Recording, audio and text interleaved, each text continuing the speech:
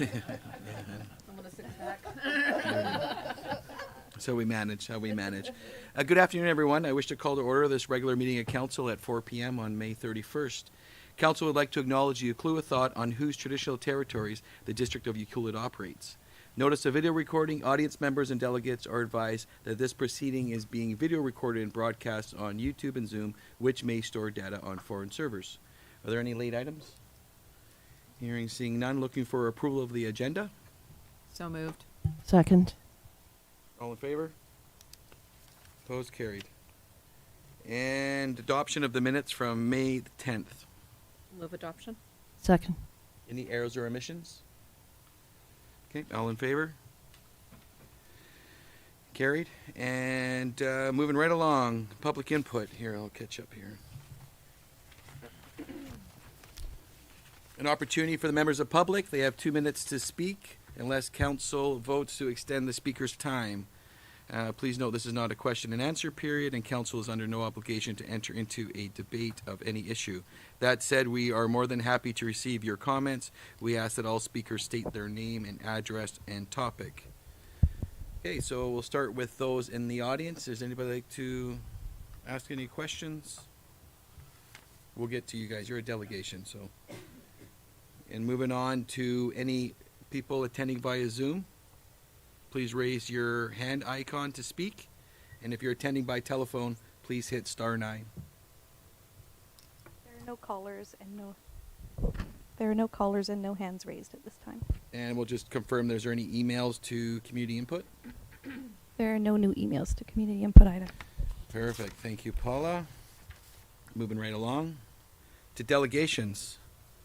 We have 2 delegations this afternoon. Please keep your presentations to 10 minutes. This time limit may be extended by council resolution. Members of council may ask questions at the end of each presentation, although council will not be making any decisions at this time. So, first off, I'd like to welcome Cy Masso and Jeff Chisholm. Chisholm, welcome to the 2 of you. Thanks for coming. Hello. Thank you for this opportunity and acknowledging the Ucluelet territories we're in as well. I'm here and I expect a somewhat mostly educated audience about the Kennedy Backroads issue. We're really trying to mitigate this year better than an ad hoc process as last year where a community member gated the backcountry roads, and that takes a lot of time and effort, daily, 24 hours a day. And our ambition, without proper funding, would have been to put a gate on the road or to close the road entirely to avoid the fire risk in the backcountry, the difficulty in managing 40 kilometers of we don't know where these little campfires are burning or where the debris is being left. Our long-run goal is to have a campground at Rainbow Beach where people are told to go, where their Wi-Fi access and garbage is collected and bathroom is collected, etc. But without going there in the short run, this year we need to. Our goal is to have 7 days a week, 4 guardians a day. Running the backcountry, doing outreach, education and awareness, fire risk awareness, pack in, pack out, being a good client to the tribal park, everything from not throwing biodegradables out, which just attracts smaller animals, and then bigger and predatory animals, and just trying to make awareness of that. So we fortunately did some grant writing last year, and we did get some seed money for 2 ride-along quads. So enough for 4 people at a time. Nice to be safe. You need 4 people a day for safety, being out in the backcountry, in the elements or otherwise, but dealing with can be sometimes difficult people. Having numbers and to keep people calm is important. I can't overstate the risk to our forest by having these fires out there. We're also purchasing fire suppression tanks for backpacks with the hose on the bottom, just to put out any fires that we find. We're not going to be evicting anyone so much, other than educating them about good practices and how to be a good client in the tribal park and good visitor. So with the seed money and some of the tribal park operation dollars, so we've put down a 4-month plan totaling $133,000 and some change. I sent a spreadsheet of that breakdown, and then have asked both District of Tofino and District of Ucluelet to hopefully cost share on the 40%. That's $53,000. And I don't know if that's, I know on the side discussions that ACRD could and should be at the table possibly. I know that for them to do that, they need to develop a service and fund it as a service and charge a tax and then fund it as a service. I don't know what we can get through this year. This is what I need to get through this year. I have a gap of about $53,000 for our Guardian program to operate through to the end of September. And we're just asking kindly for Ucluelet to consider. See, when we put a gate up last year, and it ushered everyone into the back countries in this area, and it created a problem in this road network. We feel we have the right solution. We got some seed money for the capital program to exist, and we have about $80,000 of the wage of the funded program targeted from our own dollars, and we're here to ask for your support. And cognizant I only have 10 minutes and No, able it's to fine. take It's some just questions. it's so my script there. I It's also all good. expected that it's a well-educated group. We're all locals, and we know what we're up against. And there's $1 billion in forestry out there that we're risking by just turning a blind eye, and we can't do that. That was shown to be unacceptable last year, and we can do better. And this is just the start. In the long run, we get a campground where we can tell them all to go to safely where they're managed, and not have a model where, yeah, it's okay, you just go find them in the 40 kilometers of backcountry. We should get them all in one spot where it's safe for families to go to again. We'd love to go to Rainbow Beach and it be safe for all of us. So, Choop, any questions? Probably a couple questions. So again, thank you for making time for us today. I'll start with my right. Any questions? Councillor McEwen? Thank you for the presentation. So you're short 53,000, is that correct? Mm-hmm. And so are you hoping that the District of Tofino and the District of Ucluelet will sort of share that deficit? I think that's the easiest route, in thinking the ACRD probably can't get a fee-for-service program going up and running in time. And in the short run for this year, I think strategically, I think that might be the best way out, is a cost sharing between the two of that $25K each, something. And I know Councillor Cole represents us on the ACRD, so she might have some thoughts on Yeah, their I know we have a West participation. Coast meeting. Oh, am I there? Can you hear me? I know we have a West Coast committee meeting tomorrow morning. I would like to bring it up again. I know the letter was already submitted, and I know that Mr. Saleland and everybody's all aware, and we had the working group and everything. But I would like to just broach the topic one more time tomorrow morning and just see where we're at with that. That's all. Thanks, Aya. Do you guys run the guardianship program like the same one through Tofino? Is this part of it, like under the umbrella? Is this what how you're gonna run it? This is the Tlaloquit Tribal Park Guardian Program. Okay. It was established in 1984 for Mears Island, and then in 2008 we did a land vision for Kennedy Lake watersheds. 2013 in Tranquil Inlet, and then 2014 on the 30th anniversary of Mears Island, our whole territory was declared a tribal park, and it's a model for how to share Aboriginal title lands and how to manage it towards abundance and to keep it respectfully operated, I guess, and be monitored by guardians. So that's the 4 tribal parks that we operate, and it includes Tofino and the Pacific Rim Park even. Are you run as a society? Is that do you register yourself as a society? No, our nation is a charitable donee Okay. status and applicant to the financial management law. So we're really, high audit practices, and we certainly don't want to be in the long run like this. This is just, we saw what happened over the growth of COVID, and everyone wanted to be in the backcountry. combined with a housing issue, overflow issue, that people don't have a place to work part-time in the summer and then live affordably. So there's a mix of user groups that are out there. And it just exacerbated over the last couple of years and forcing us to, normally it would be trail building this time of year, and I would rather be doing that. But we're juggling our schedules and wrote some grants, and I feel like we have the right plan to try and get through this year. It's not the best to be managing behind the 8 ball as we are. I think this gets us through this year without hopefully some bad incidences, and I think it's the best for the region until we get the bigger solutions. So if there's some of the business owners that have some employees that live in their vans out in the back roads, will you just be educating them and making sure they clean up and Yeah, and they should be moving along every 14 days. Not that I don't. Yeah. I think that's too long of a stay. And when we get a campground made, I wouldn't like that to be a standing policy. But at 14 days, it's a good indicator that beyond that, you're entrenching. You're making gardens and you're digging bathrooms and you're chopping trees down. So we're going to run with that, but educate and aware and outreach. Okay. And what kind of hours will you be out there for? Daily, to 8:30 to 4:30. We think that through daily presence, we're going to get the type of behavior we hope to see. Taking a photo of the license, ping a little map of, hey, we're here, and if we see a mess tomorrow, we know it was you. It'll tighten up pretty quick, I think. Yeah. Councilor Hoare, any questions?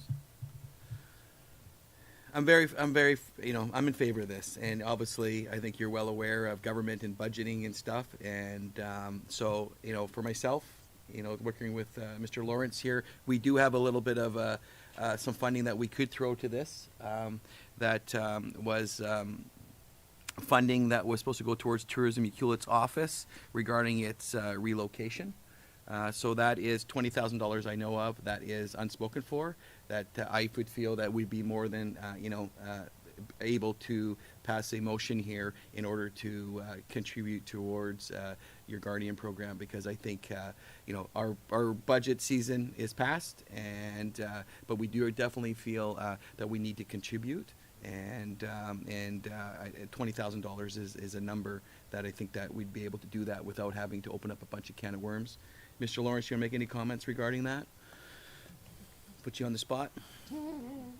Without talking for our Director of Finance, we did review and looking at what we had in the budget, and as Mayor Noel stipulated, that there is funding available that has been not used by Tourism Ucluelet for the relocation of their office. They have successfully moved offices a couple of years ago, so that money is already collected and available for use. So this could be reallocated to as a grant and aid to the Guardian program. And because for us as well, it's not just the users out there, it's our ambulance service, it's our police, and it's our fire department from this district that goes out there. So I think that, as we get more prepared and your organization gets into this season, I'm hoping that in the fall we can come up with more of a, what does, more secure funding towards your program, because I think we all look forward to seeing what you just said, is having some presence, some education, and I appreciate that yourselves and your group are taking that leadership role in that. We truly, truly appreciate that.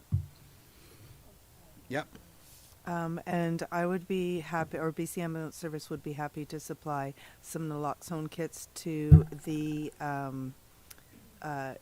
Guardians to have on their quads, so that, because the times that we have been called out actually required such. So we would be happy to supply those, and you would be able to just leave them with people should you think that it was necessary. And as you go through this, maybe just a little odd update, official updates from us would be great. You don't have to come all the time, but just giving us an update, what you guys are seeing, your struggles, and rather than hearing it through the grapevine. So that would be my only other formal request.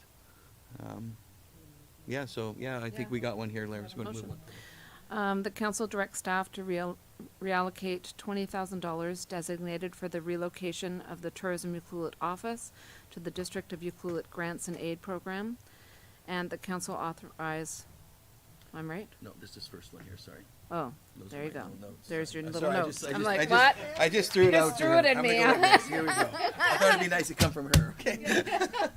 There you go. Okay, there you go. I did it. Did you? Yeah, I did. Did you say the amount? I did. Okay, perfect. I just, Okay, after perfect. and, I should have I'll stopped. second it. Perfect. Any further discussion? All in favor? Opposed? Carried. Thanks for coming in. It's wonderful. We knew we wanted to hear the other story about it firsthand, so we did a little legwork in the background. So thank you, and It went please really keep us smooth. posted. I'm honored Needs to to work say with you something. all, and yeah, I'm honored that you would identify those funds and believe in this this partnership. So yeah, thank you, and hope to have a good year. Sorry, Mr. Mayor. I need the second resolution. Otherwise, we just transferred that to grants So I and was aid right. without right. giving it, allocating it to I was the right. Taloquiet. So And that council authorize a $20,000 grant and aid to the Taloquit First Nations Tribal Park Guardian Program for the oversight of dispersed camping. Oh, yes, that's a very important part. Any further discussion? All in favor? Opposed? Carried. There we go. Let go. Thanks again, Sai. Good to see you, and yeah, you guys, keep us Yeah, be- informed. yeah. And I will chat at the West Coast Committee again tomorrow. Yeah, take care, right? Look after yourself.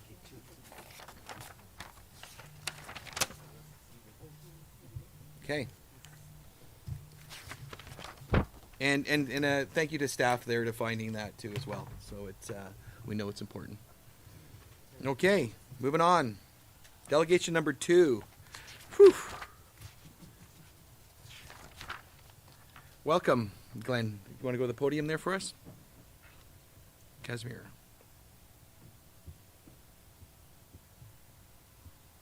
The mic on for me? Yeah, just your name and address, and off you go. Awesome. Well, good afternoon, Honorable Mayor, Member of Council, municipal staff, and fellow citizens. We are Glenn and Diana Casmar, presiding at 348-354 Forbes Road, operating both Pacific Rim Guest Lodge and fishing charters.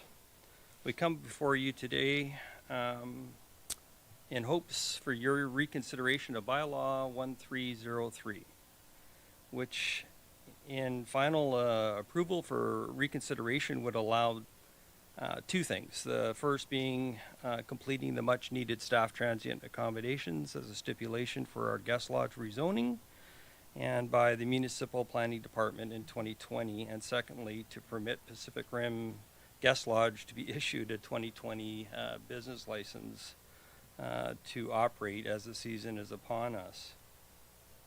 My lovely wife, Diana, and I are not in the land development business. We are merely business owners and members of this wonderful community for many years. We've done our very best to comply with the municipal staff's recommendations and conditions regarding these applications.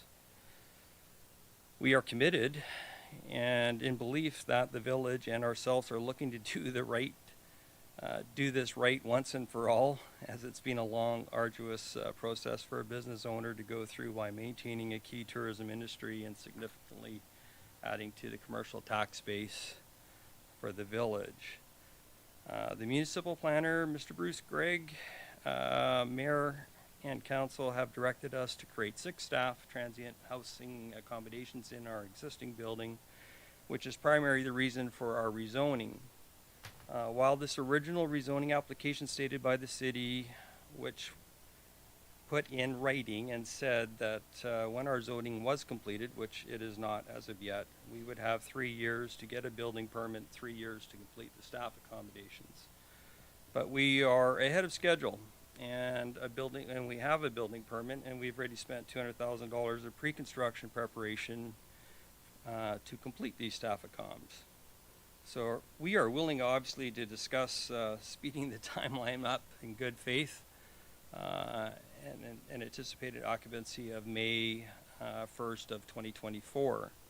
We kindly request the bylaw 1303 to move forward, allowing us to acquire a business license and complete staff accommodations and our dedicated rescue service access lane and landscaping. Now, we understand that the village wishes a conveyance stipulation, which we all know about, signed by both parties, my wife and I and the city, and notarized.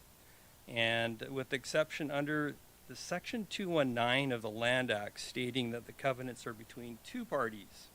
This is new to me, guys, right now, so I'm just reading this to you. This is part of the reason why RBC will not sign this restricted covenant. It's new to me. The restrictions to be in place of these Staffacomms, and we, the village, have agreed to sign it. The restriction of financial institutions under Section 219 of the Land Act, as defined, prohibits involvement in financial institutions, RBC, example, to be able to sign this type of conveyance. We've been able to get this verbally on the phone with RBC, but we are desperately trying to get this in writing from RBC. It has been very challenging, and they're still moving forward through their legal department.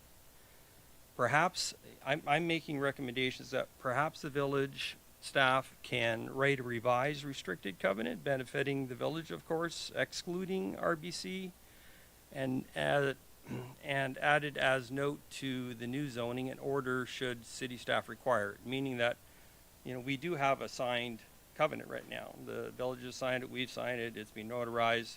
Apparently RBC was supposed to be a part of it. Well, it turns out that they don't have to be a part of it, and that the fact is that we could rewrite it, leave them out, and Mr.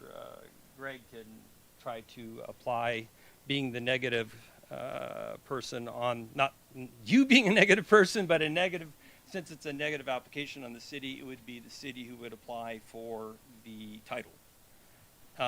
But I'm willing to do both, guys. I'm willing to do the covenant if we can make that work. I'm willing to do 1303. I'm willing to do both. I just want to move forward on this and put it to bed once and for all. Once again, we thank you for your valuable time and your reconsideration of maybe looking at bylaw 1303. Our hope today is for council to reconsider a new vote and to legitimize our venture by satisfying the conditions and recommendations and deemed necessary by the village to continue to operate Pacific Rim Guest Lodge and fishing charters.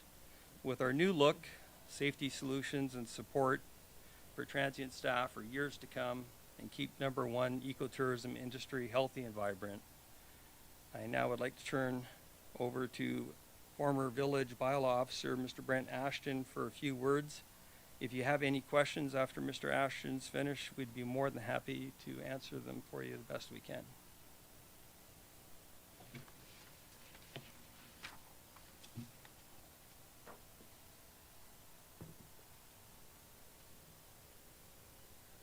Good afternoon. Brent Ashton, 608 Pfeiffer Crescent, Tofino. Being the former bylaw officer, I've kind of seen both sides of this.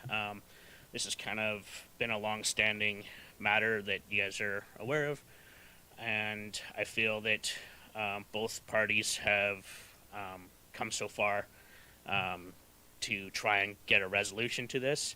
Like I said, I've kind of worked part of the file, being the bylaw officer, as well as knowing Glenn now. I think the first time I met Glenn, he was not too happy to see me, and was not too receptive to things, but I've seen how Glenn's kind of tried to work through things and try and move forward.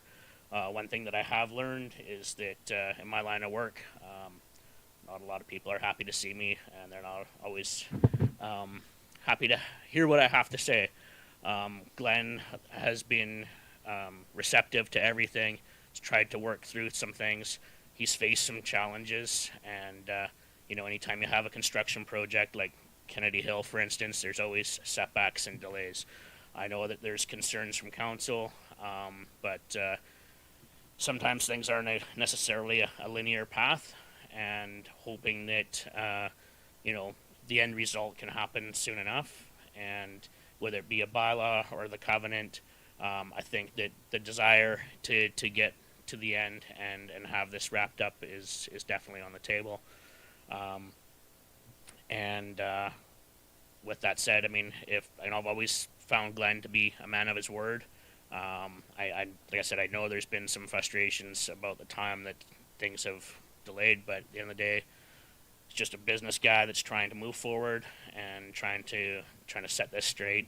It's unfortunate for him that he did apply for a building permit for the original building, and that for whatever reason there was some misunderstandings or miscommunication or mishandling of that. So Glenn's tried to work and try and set this straight. I guess that was 2006. So however many years later. So just ask that you guys, consider that, and like I said, try and work towards the common goal of moving forward and getting a business license so that he can continue to operate and the much needed staff of comms can move forward and be built. Thank you.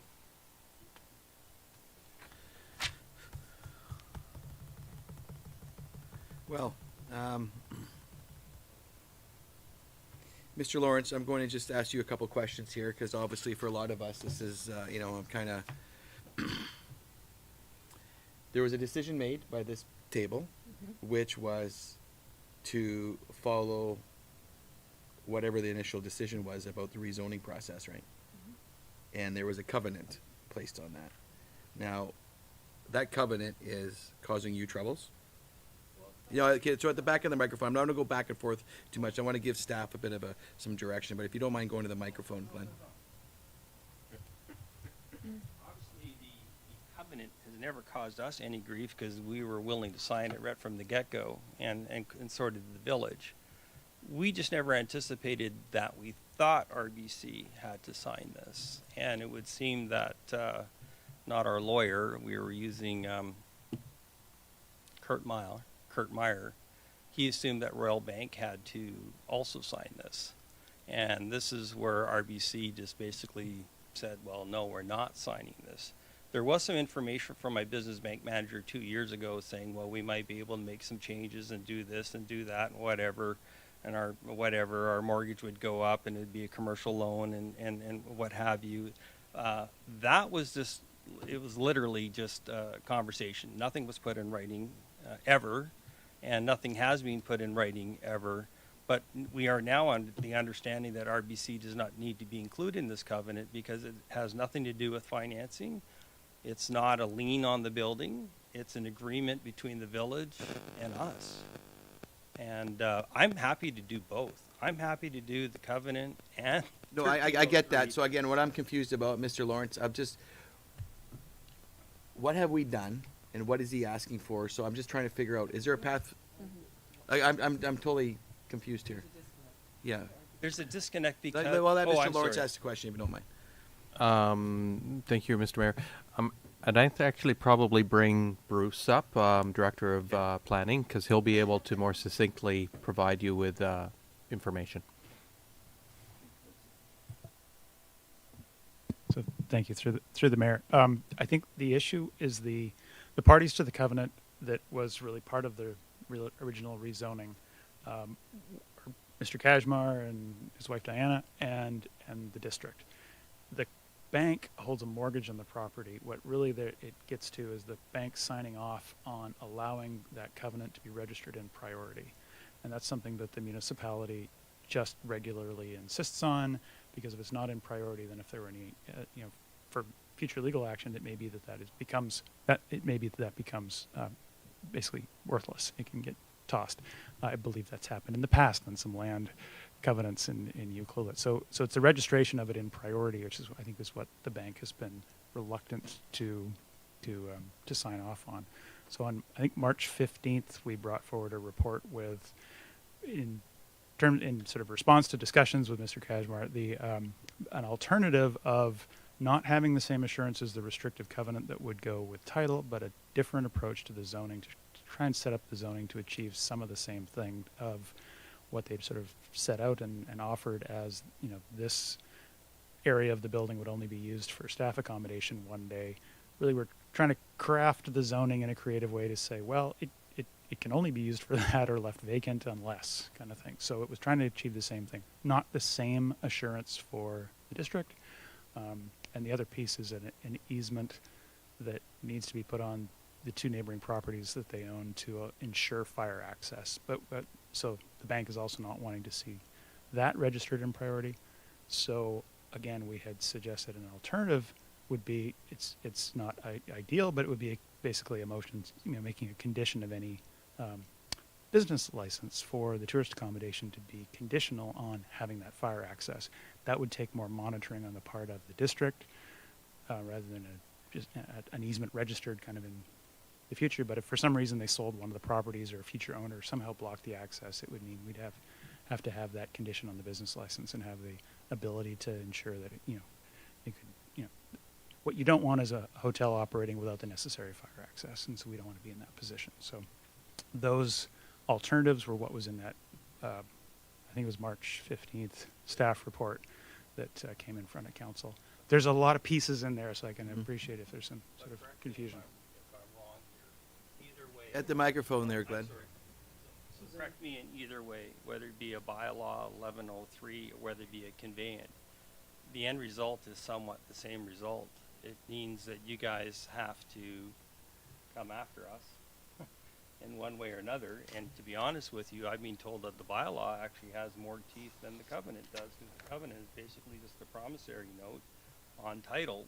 What if I still don't do it?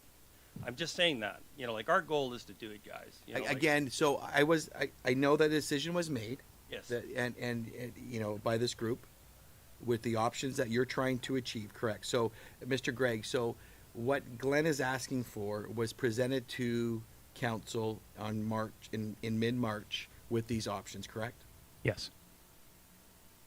So, obviously, at that time, the decision was to leave it status quo, and you're coming back to us asking for us to reconsider a March 15th decision. Correct, because we can't seem to get we don't know that for a fact, because we've been told now that RBC doesn't need to be on the covenant, but Again, outside, go ahead. Sorry, I have a question. Maybe it's to Mr. Gregg, maybe it's to the universe, but this can't be the only situation this can't be the first time that this has ever happened. So I guess, how do we get here? How do we get out? How do we move forward? Is there an actual solution that makes everybody happy, or are...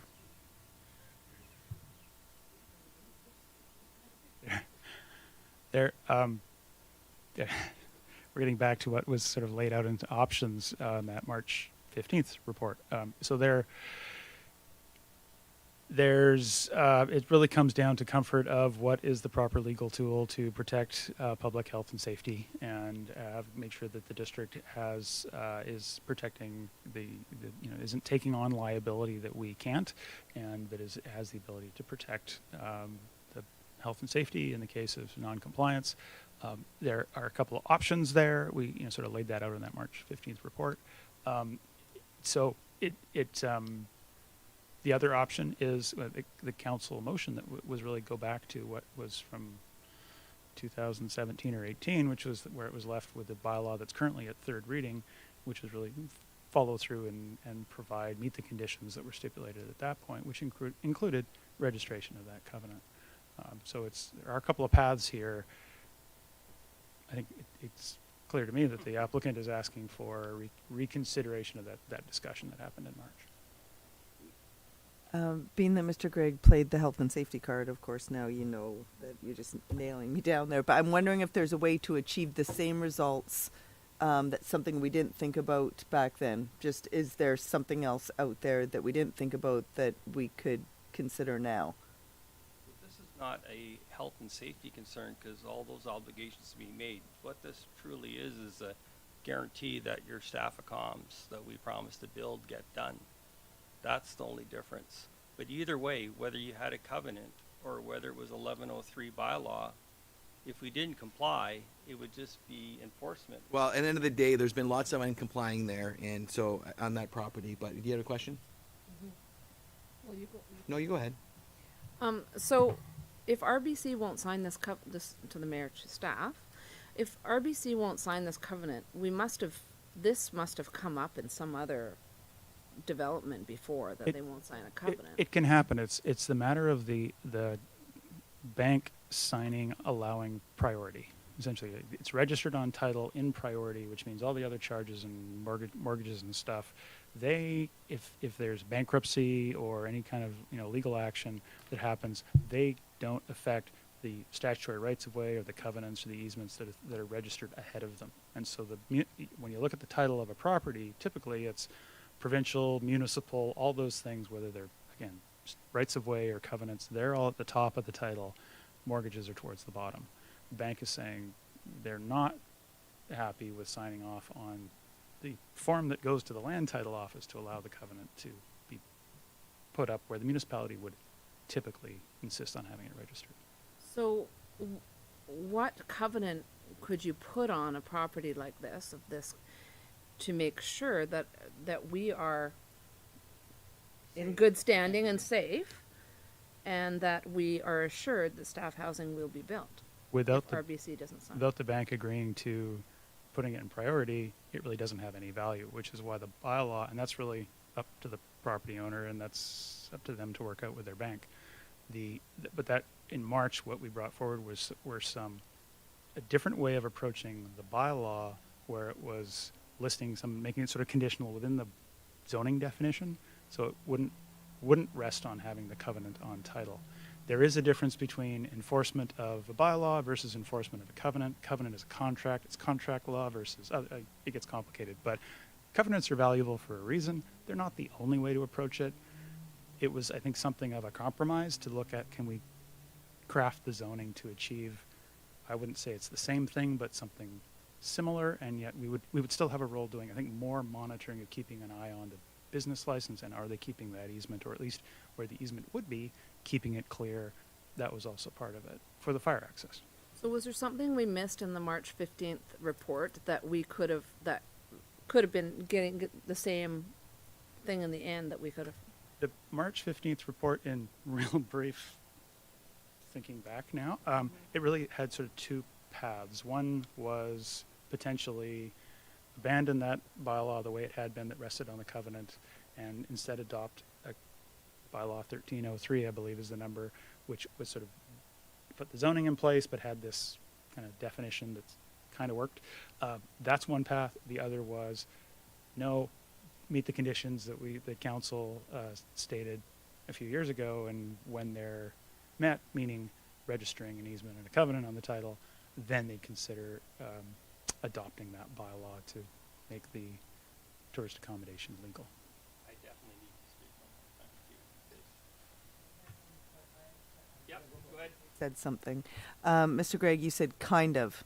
Could you elaborate on how it was kind of? Sorry, because I'm really... It as I said, there's the assurance of the covenant and the definition in the bylaw and how you can act if in the case of non-compliance, bylaw enforcement on a zoning bylaw versus an acting on a covenant, they are different. One is contract law versus it's legal, literally legally how you go about getting enforcement. There's a reason why our lawyers suggest, like, sometimes, you want that in a covenant on title. It gets to more specifics. It's a little more black and white than zoning. So it's not like sorry. Perhaps if there are detailed questions, it's something.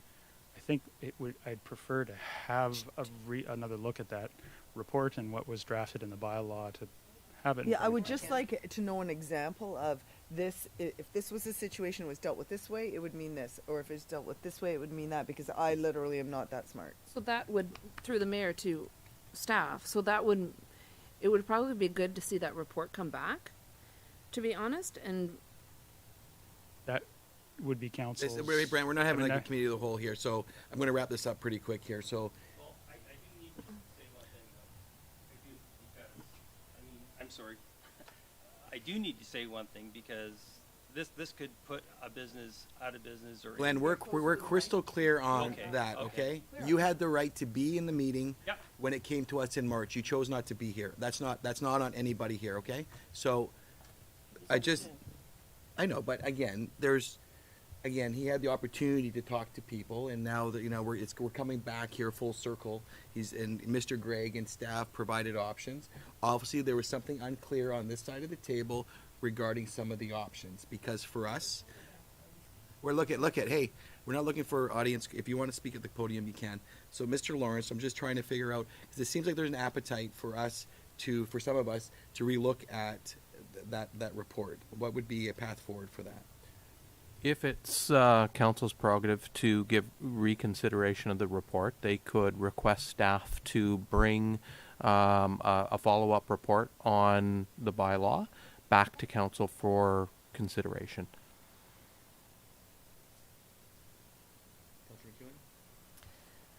I recall that vote was not unanimous, and so perhaps some of us just didn't see all the moving pieces as one component, and so I'd be in favor of revisiting that report. I just want to be devil's advocate, and I know we're sitting at going to be June tomorrow, and your big thing is the Casmar's big thing is this season. And if staff has got to do work and come back, I'm just wondering if the timeline is worth if the whatever is worth the whatever. Sorry, that's not all my words or my best words. Through the mayor. You don't work well with a full stomach. So the report is still there. We would do a quick update, or staff would do a quick update on the report, and we would be able to bring it back on the next agenda probably. And at that time, council could have a discussion with staff to the various options with respect to covenants and the zoning option that was presented. It's all a matter of a decision of council as to whether or not they would like to revisit this or maintain the existing direction. Okay. Did you want to make a motion on that? I'll move that we ask staff to bring the report from middle of March for the Casmeyers residents back to council at the June meeting? June 14th meeting? Second. Any further discussion? All in favor? Opposed? Carried. Thank you. Okay, we'll wait for June 14th, right?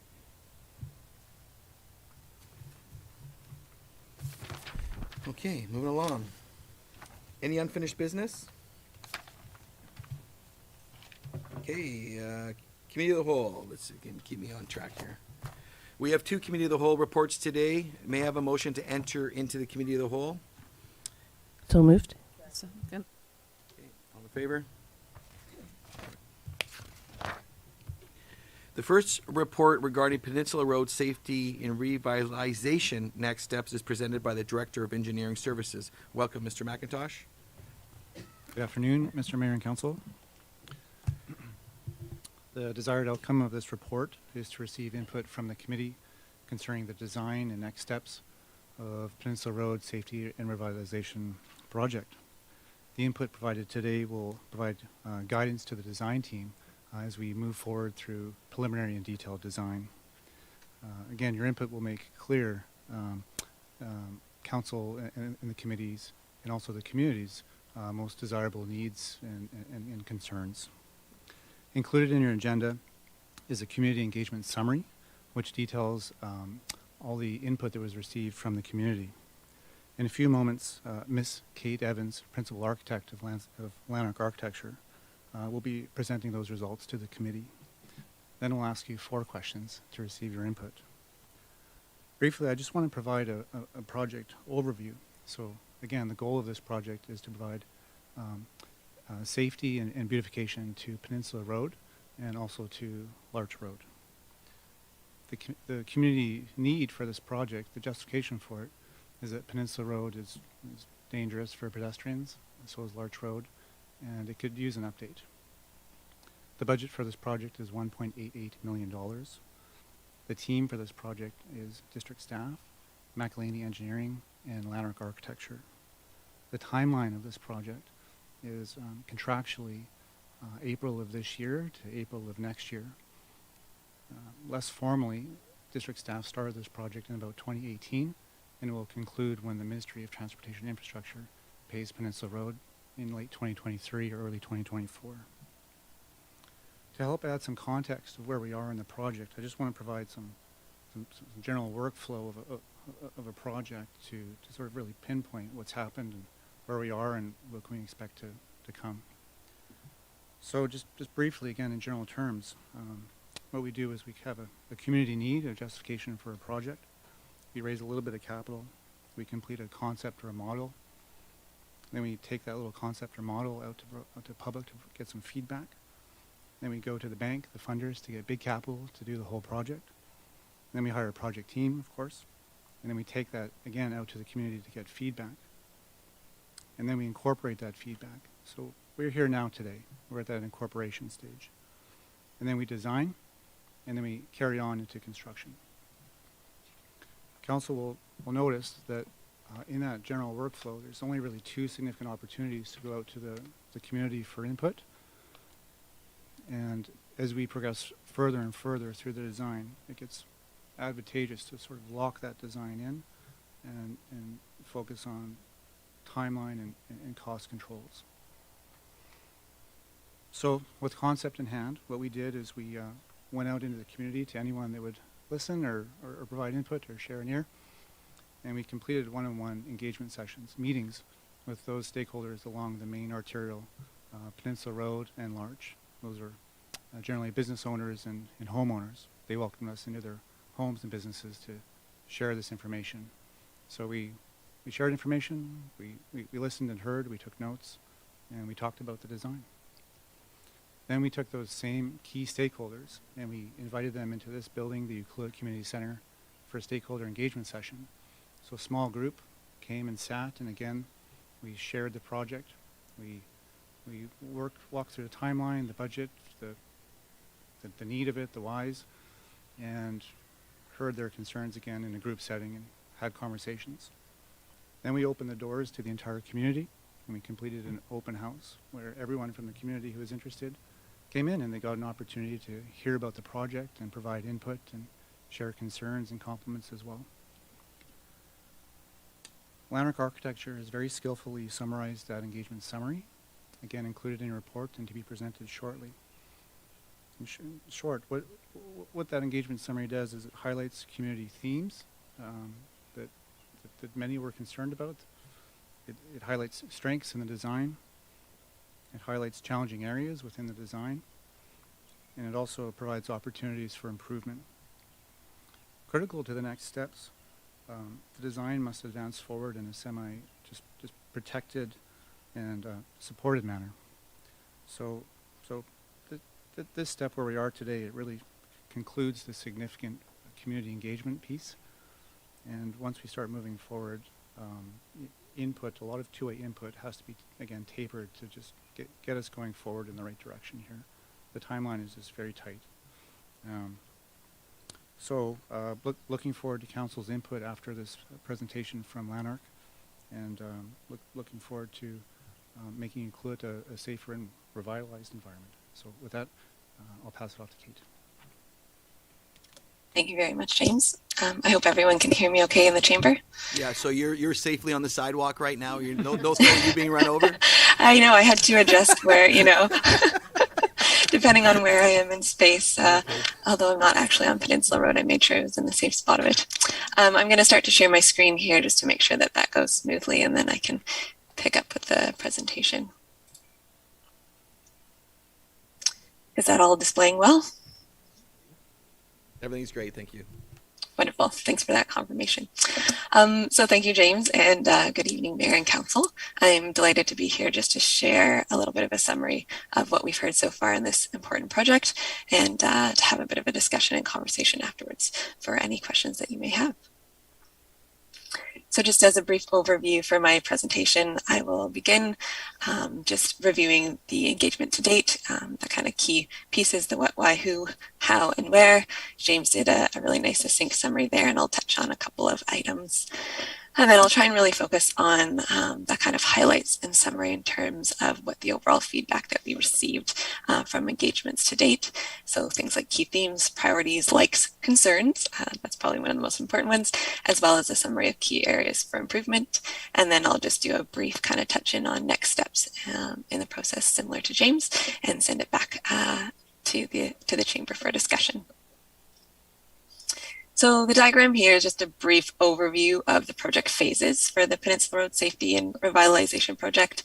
And as you can see, the concept design review and community input is the front end and starting point. And as James mentioned, this was intentionally done to be the kind of front loaded or the really primary opportunity to reach out and get all the information on the table early in the process to best inform an efficient technical process through detailed design. And so the conceptual design was developed from input received in prior engagements, so 2018 through 2021, and more specifically, the conceptual design drawings were prepared to support the district's funding application in 2021. And the focused engagement aims for the conceptual design review with the community were to identify directions that work well and should be maintained, and also of equal, if not greater importance, to identify areas of concern for review and improvement moving forward into detailed design, and the first stage of that being the preliminary design. So in order to gain this feedback, we identified the various audiences for the project. The focus overall was, the general public and the community at large, as well as stakeholders primarily identified as property owners, business owners, residents, or tenants directly affected within the project area. The engagement also included business and tourism organizations, as well as technical contributors. So most notably, the Ministry of Transportation and Infrastructure, since the project is within their jurisdiction. District staff and technical team also a part of that audience, sometimes not considered since we're core to the project, but it's that kind of fulsome picture in terms of who we were looking to really check in on that conceptual design and give us a strong foundation to move forward. So as our engagement audiences are broad and diverse, we also needed to connect with people in diverse ways. And so our outreach tools used for this project were organized in two key categories, digital and non-digital. And key digital tools we're using and developing a project page with a short link for easier access on the district's homepage, as well as including homepage banner information that allowed for, easily visible and clickable connection to the project itself for anyone visiting the district's website generally. Social media was a key tool, already developed avenues in terms of communicating outwards and letting people know about a new project or opportunities to be involved. And then e-notification or email. And this is a more targeted and often more successful means of gaining engagement than the broad social media, which kind of addresses everyone. These went out to the appropriate addresses and listservs that the district already had. And then through engagement, we also gave anyone the opportunity to sign up to receive project updates.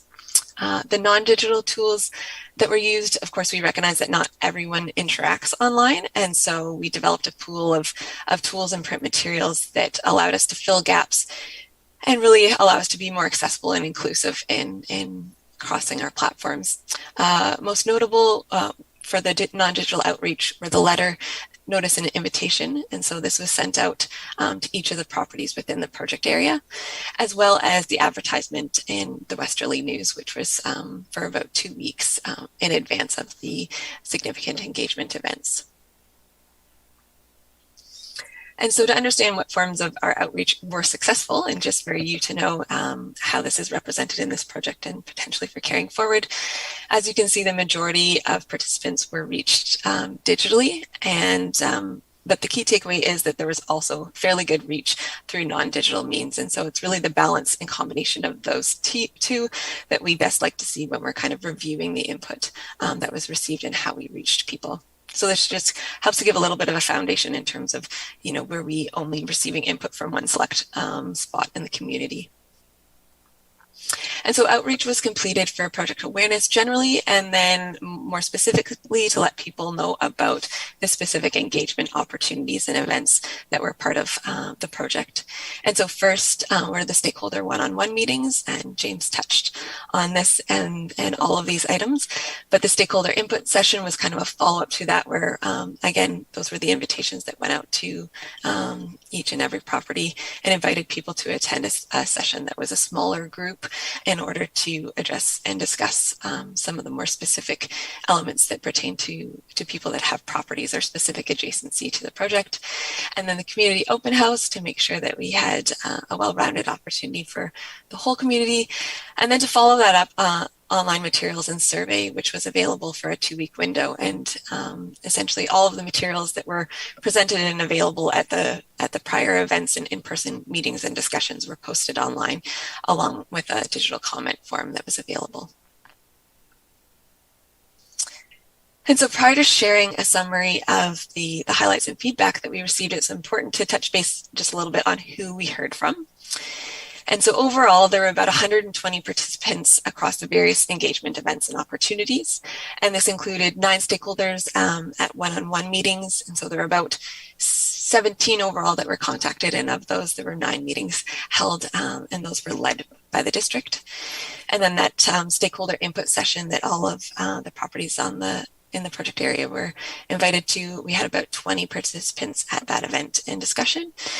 The community open house was about 50 people, and then the online survey respondents and participants were about 50 people.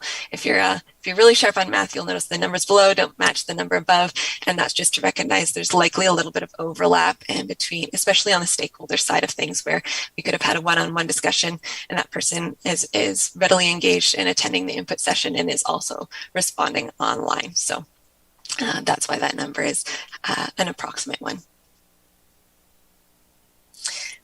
The other couple of details that are shared just as context in terms of who we've heard from prior to telling you what we heard. This just summarizes a little bit on age group of participants.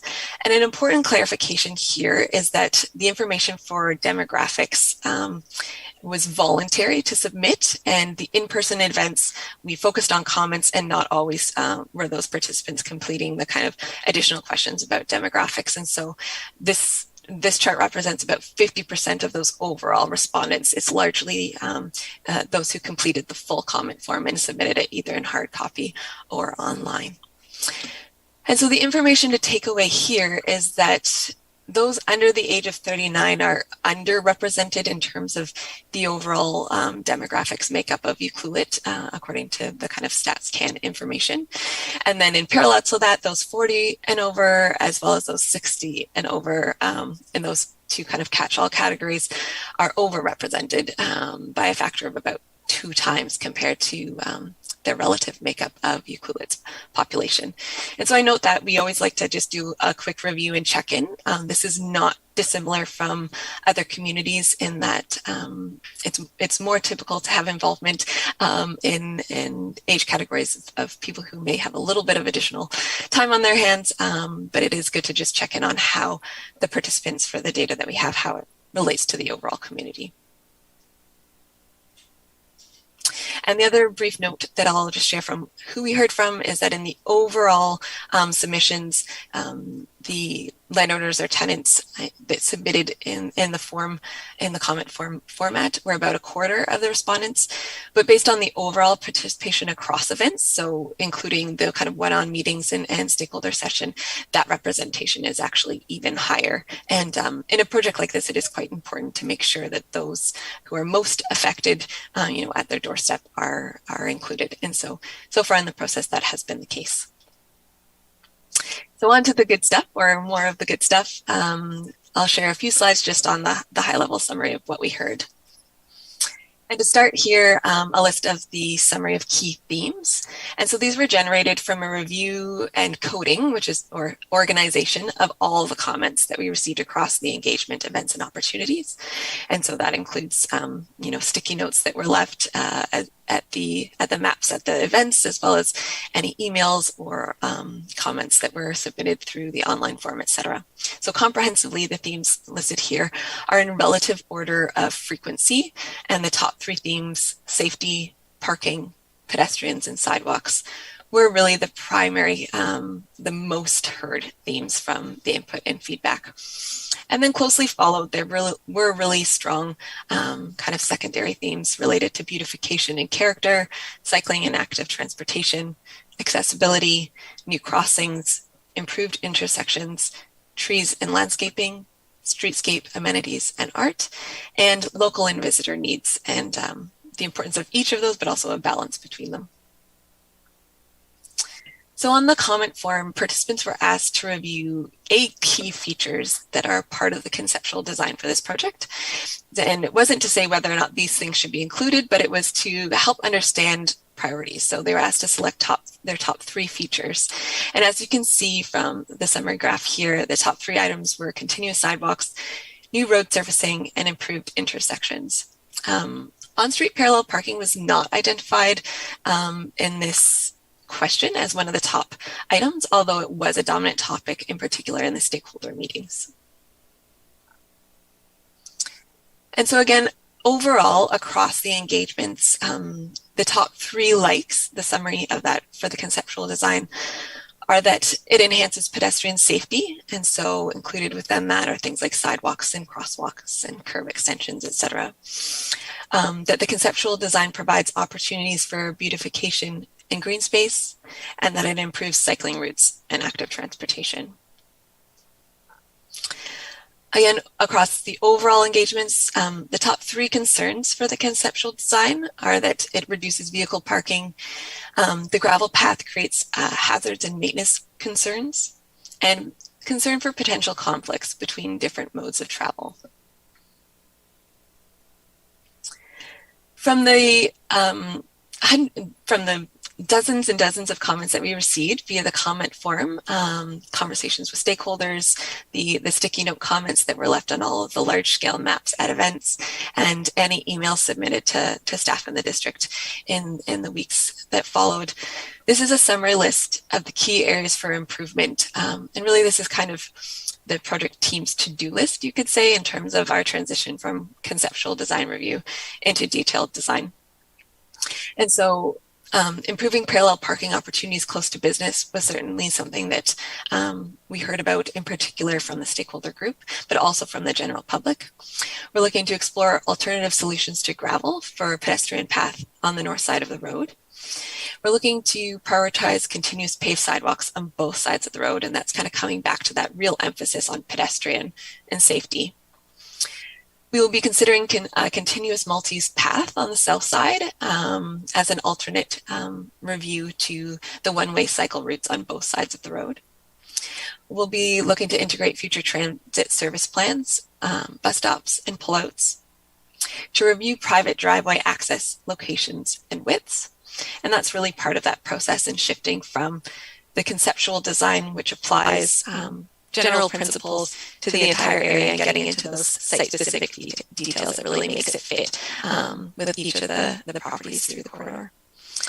We'll be considering design refinements related to delivery truck access to business properties, exploring revised entrance and egress patterns for the co-op store, identifying alternate crosswalk locations near Leach Road, reviewing the Bay Street intersection for additional improvements, exploring initial improvements for Main Street, or the intersection of Main Street, I should say. And that one is something that has been well known in the community and is identified within the scope, but it's right at the extent of the project area that's identified for this project. And so we'll be looking to address whatever is possible within the scope, but also acknowledging that a more fulsome review and revision to that intersection would be part of a future process. We'll be reviewing parking and sightlines around Davidson's Plaza, reviewing locations of existing trees for retention and being clear about identifying proposed removals, and as well as tree planting locations. And so the list of items here is the final slide for summarizing feedback. And these items were noted and important in the feedback that we received. But they're more so for ongoing consideration and planning by the district, and they're of a broader scope than is specifically addressed by the Peninsula Road Safety and Revitalization Project.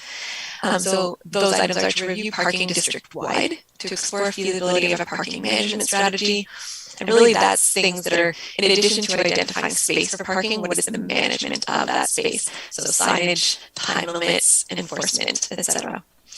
Increasing parking opportunities nearby to Peninsula Road, so looking at side streets, on-street parking, etc., and considering a committee for public art and placemaking as it pertains to the welcoming aspect for this project, but also for other current and future projects within the district. So next steps. The diagram here summarizes the overall process, and as noted, the concept design review is substantially complete at this point. And the feedback from the conceptual design review will be carried forward as key information to guide the technical team through detailed design development. And the first stage of that detailed design is preliminary design, and that will be the preliminary design will be shared with council to help close the loop, also for public and stakeholders.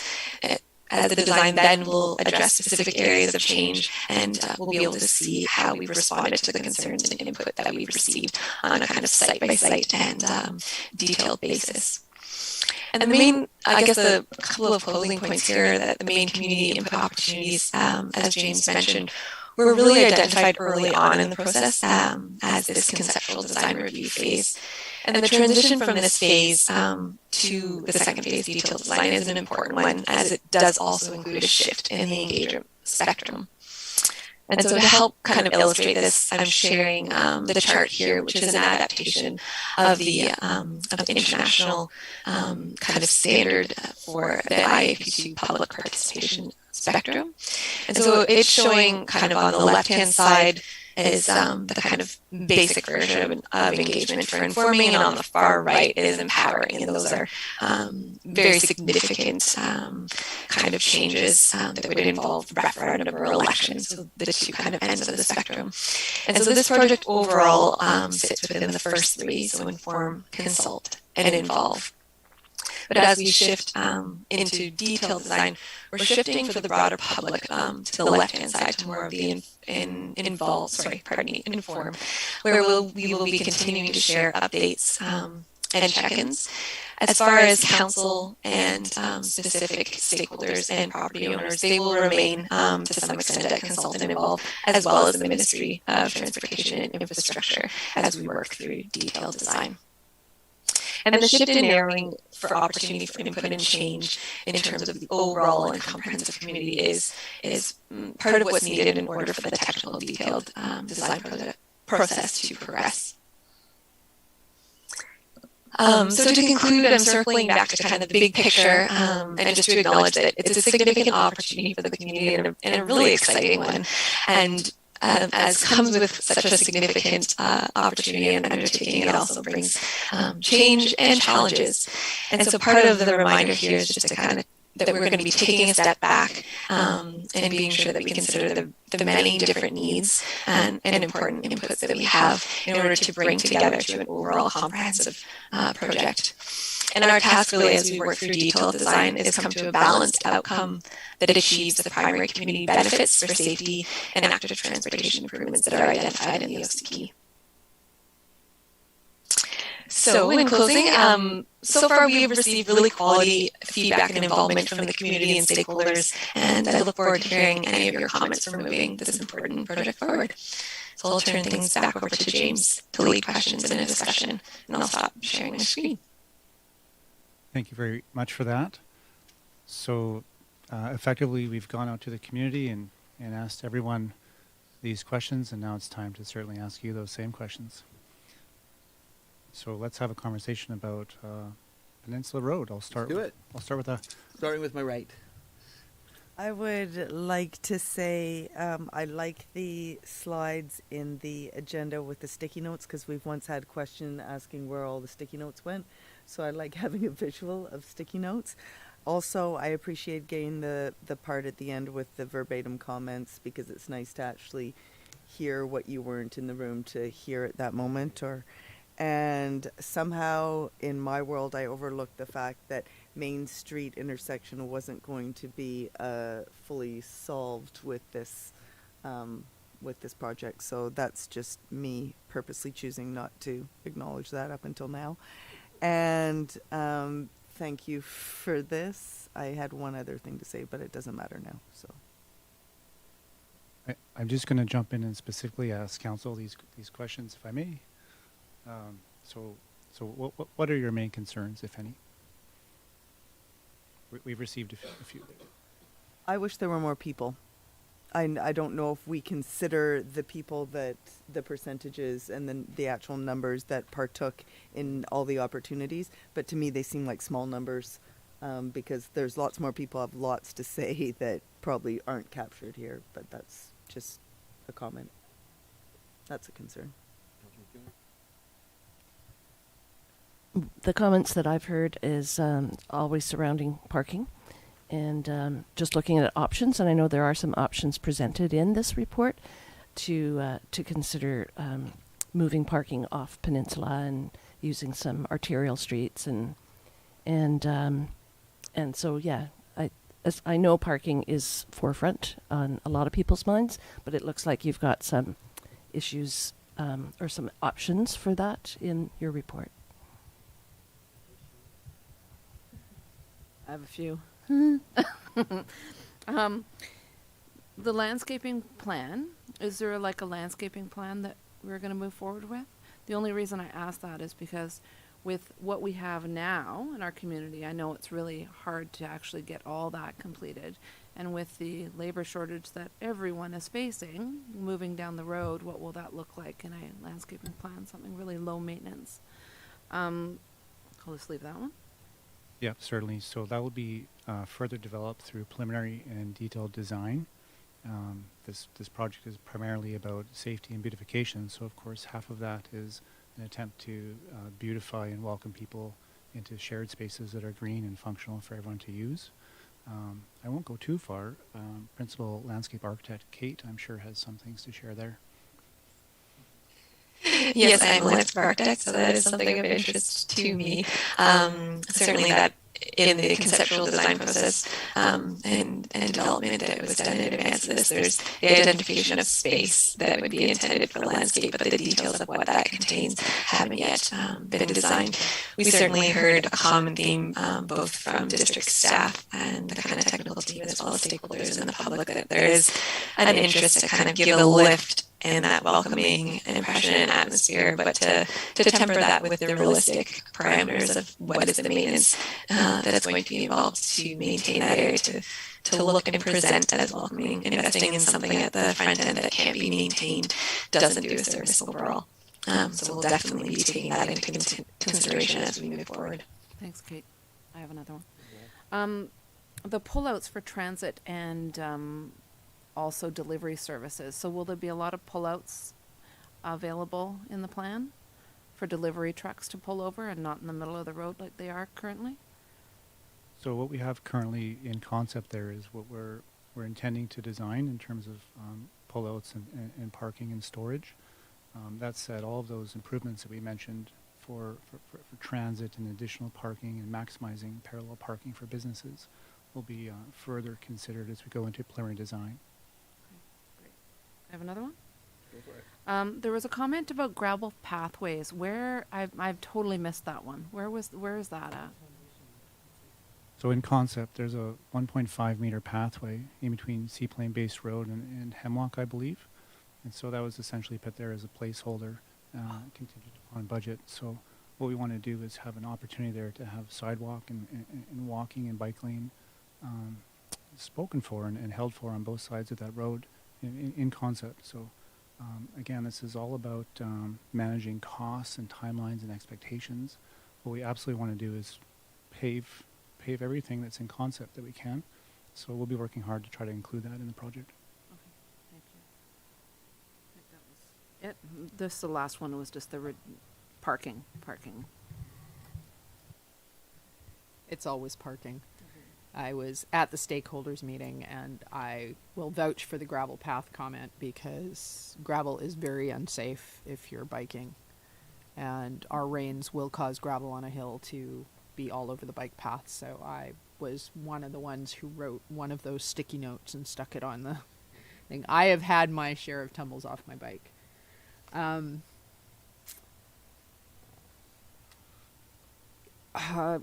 With the landscaping, are we keeping the trees we have? I'm thinking of the cherry trees that just finished blooming along the top end of Peninsula, and I'm not sure, I would hate to lose what we have. I would like to add to it, obviously. More green, more welcoming. But yeah, I hear what Councillor Kemps was saying about maintenance. That's always an issue.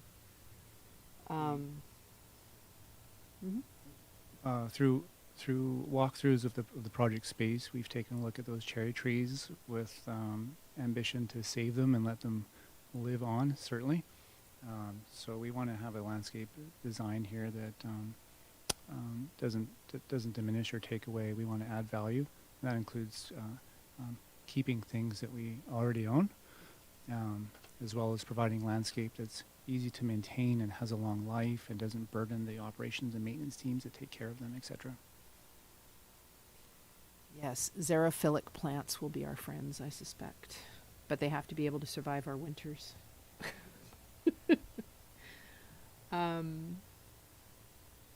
Beyond that, I love the idea of encouraging more active transport.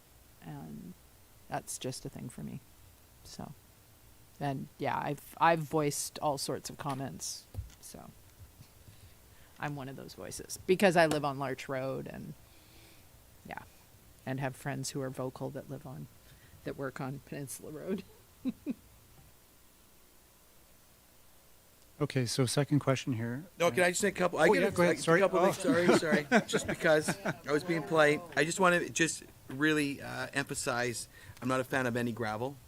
You know, when I look at the picture behind you, Kate, where not one car's gone by in the last hour.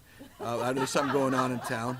I don't know what's going on there, but you know, when I look at gravel, and it's perfectly in the picture there because there are some driveways that connect to our sidewalks, which are gravel, like the one in the picture behind you, where there's been gravel on there for the almost 50 years I've been walking on it. It would be nice that when we do get your paving crews in there, sometimes just going 3 or 4 feet onto private land to ensure that, you know, the beautification goes a long way. So I'm totally opposed to any kind of gravel. I respect your timeline. I know it's tight, so I don't think any of us here, including myself, are going to hang that up.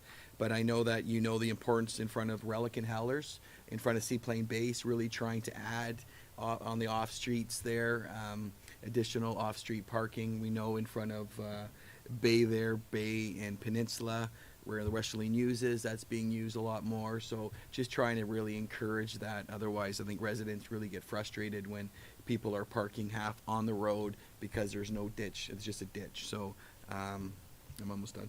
And bike lanes I love. I think I can't wait to, I think it's going to be all ages be able to use that. I know they're going to be independent. They're going to be safe. And really the realign of those intersections that we've lived with forever. I think that's going to be a big positive for a lot of people, where our bumpers got to get 5 feet into the intersection to see if it's safe. So it's great. So yeah, go ahead.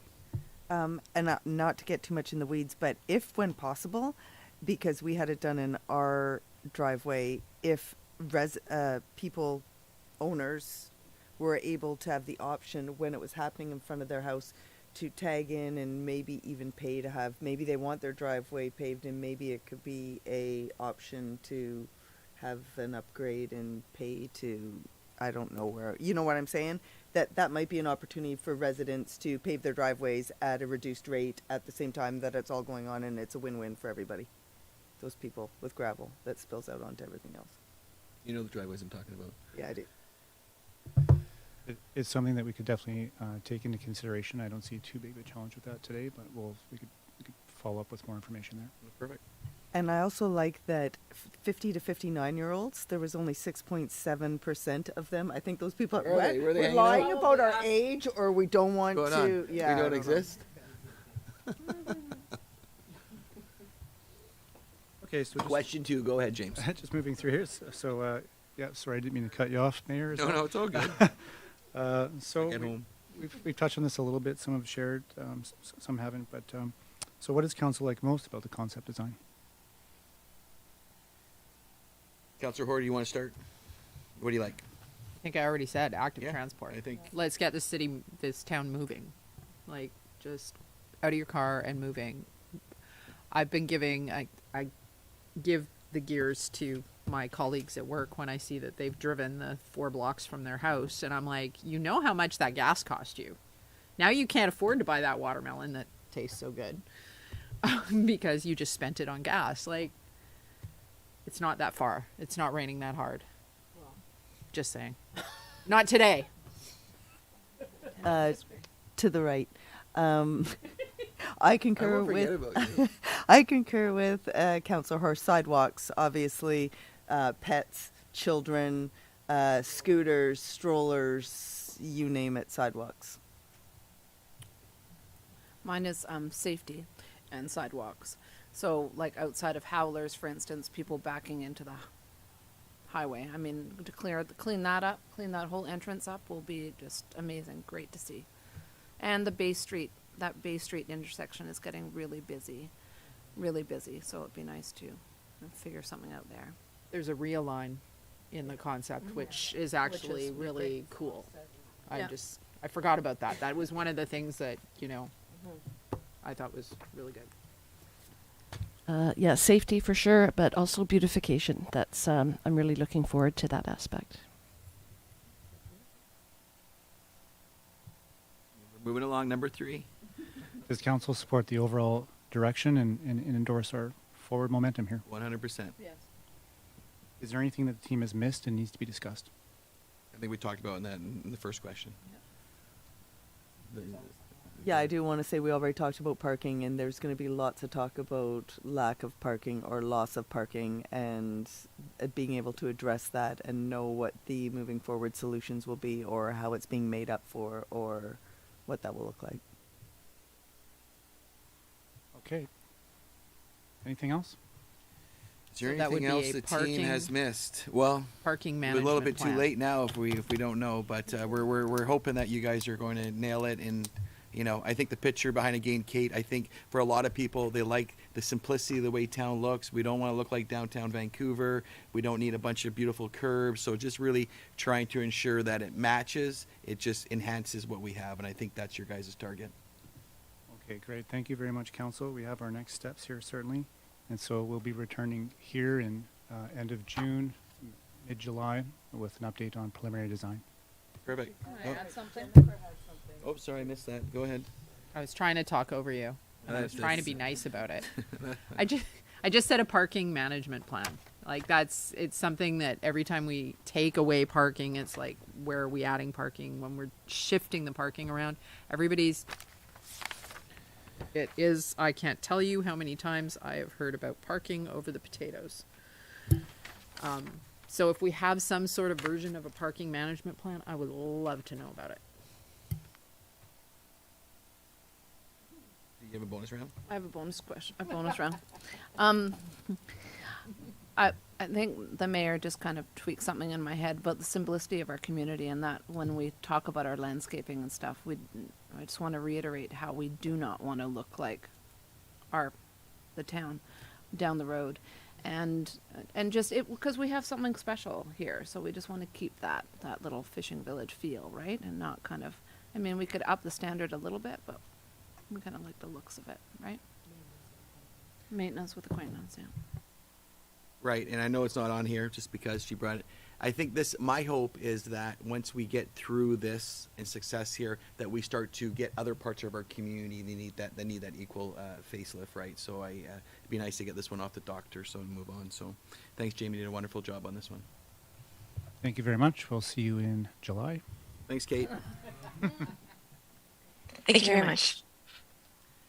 Okay, the next report is regarding affordable housing RFP and is presented to us by our CAO, Mr. Lawrence. Welcome.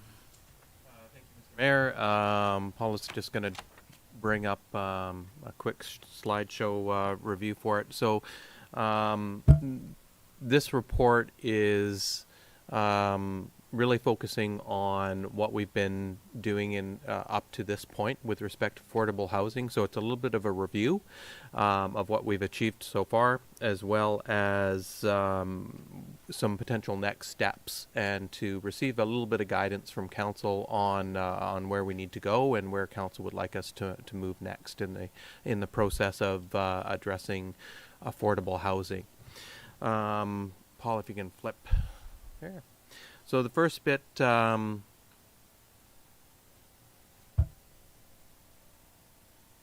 first bit is just about the official community plan. If we can get the rest of the slide up.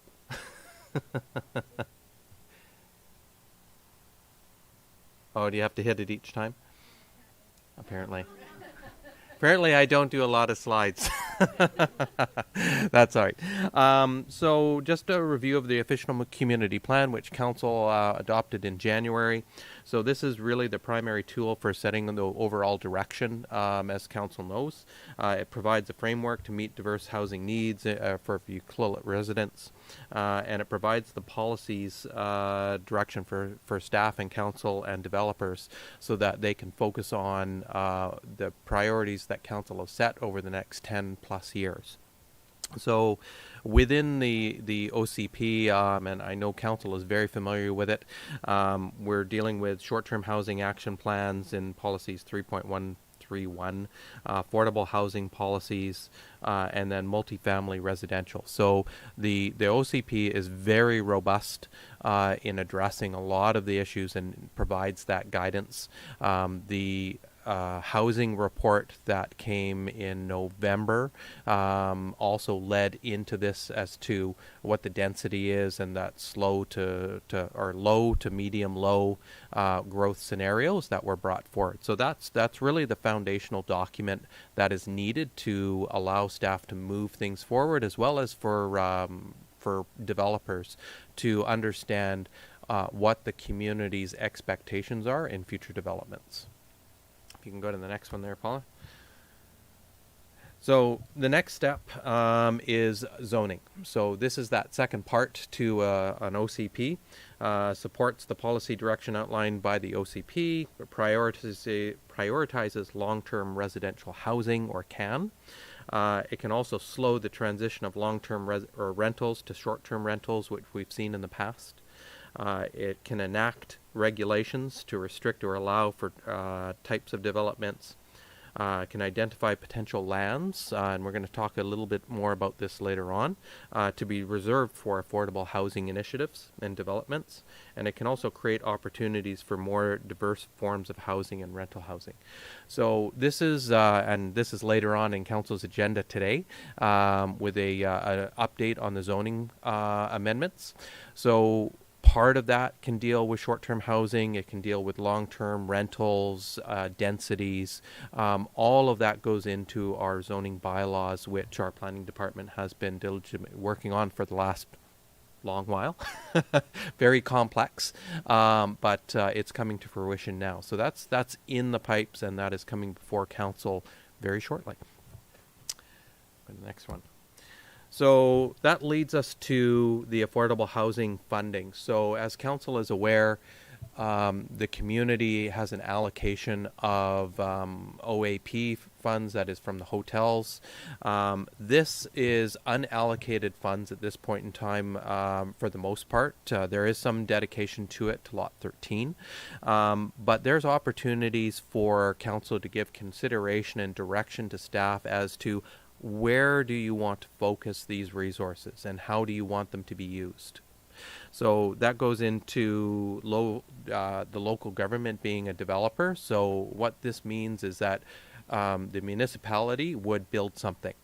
Whether it's a house, a condo, a multiplex, a multi-rental unit apartment buildings type thing. The challenge with this is that to be honest, we're not very good at it. And we don't want to be the owner of rental buildings. So it's costly, it's very time consuming, and it's very staff labor intensive. Developers are fantastic for developing housing developments, and they should be used as such. Although we can do it, there is a capacity issue as well as a funding issue. You need all the resources in play to undertake it. And municipalities, generally speaking, unless they're very large like the City of Vancouver, are not necessarily in a position to undertake being a developer. The second part is purchasing of land. Now, this can, in some municipalities, they're land rich. In Ucluelet's case, we do not have a lot of municipally owned land that we can dedicate for whatever it is that we need. So there is consideration that could be given to purchasing designated land that is of interest to the municipality that can be designated for future development. And there's a process where a developer or an RFP can be issued for a land developer to build on this lot, but they don't have to buy it because it's already owned by the municipality, therefore reducing the costs associated with that development, thereby making it affordable. So that's the one aspect that we could explore if it's council's desire. Council obviously knows about offsetting development cost charges. I mentioned Lot 13. That is one of the avenues that we've used there, is to offset those development cost charges, so that sewer, water connections, and the land development costs. We can use affordable housing funds to, again, reduce the overhead costs of the development and make it more affordable to the community as affordable or attainable housing. And then there's partnerships agreements, which is a combination thereof. So you're working with a developer, you're working with other levels of governments, nonprofit societies, and the district to come up with a plan to facilitate the development of a specific project with respect to affordable housing. So this is just a very, very high level overview of what the possibilities are with respect to allocating those funds. And I'll have some questions for council towards the end of the presentation for specific guidance. Go to the next one. So the next portion is our next option, and this is one that we need, I would like council to give some consideration to as well, is a housing authority. So once a developer, through zoning and recommendations through the OCP process, or say Lot 13, Lot 16 across the street that will be developing some rental accommodation, or future developments such as Monado Road, which is currently going through the works. If they have housing that is off-market or non-market, somebody needs to manage it. And this is where a housing authority comes into play. They make all the decisions with direction from council as to who can access that affordable housing. What's the evaluation criteria? What we don't want is this to become a political football. It can be very, very challenging for a council, and even more so for staff, to evaluate applications and determine whether one person in the community gains access to an affordable housing unit or rental unit over another person. And this is where it's very critical for a housing authority or something similar to be struck. They oversee the housing, or the managing the housing and the rental inventories. They determine and oversee eligibility. They maintain wait lists, and there's always a very long wait list to manage. They monitor the housing agreements. They also can gather data on additional housing needs and demands, and bring that back to council for consideration when new future developments are in the pipes. And also, they're generally funded through a fee-for-service agreement or service contract. Now, when you have a lot of doors that they're managing, some of those fees come through the rental revenues to offset the costs. Currently, we don't have any, but as we go forward, we'll need to figure out a fee-for-service for managing those deliverables of who gets access, who's going to, be eligible for this, and making those difficult decisions in an unbiased manner. So we're going to have to look at how do we want to achieve this, and some of the funding from the affordable housing could be used to help offset the housing authority costs. So the regional funding, this is the last piece here, is a regional affordable housing MOU, and I believe some of council attended a session back a while ago in January, I believe, where we sat down with Tofino, First Nations communities, you call it the ACRD, just to talk about housing. And this was facilitated by the Tofino Housing Corporation. This, what's before council in this package, is a very general memorandum of understanding that commits us to continually to work together with our First Nation neighbors, Regional District, and Tofino on housing issues in the region. The First Nation communities have already signed off on it. It's going before Tofino Council in the near future, and it's being brought before Council today for consideration. There's no hard commitments attached to a memorandum of understanding. It basically just says that we agree that we want to work together on regional housing issues, and it solidifies that partnership between communities that will consider each other as we move these critical pieces of decisions forward. So there's also the last bit here is some other actions that council can consider. And these would need a little bit more investigation, but we can look at setting specific criteria for fast-tracking developments that address affordable housing. These are just strategies to prioritize affordable housing initiatives. We can look at incentivizing affordable housing in new developments through density, DCC offsets, and land. So as I mentioned previously, if we have land, we can allocate that to offset the costs, or we can take land in lieu.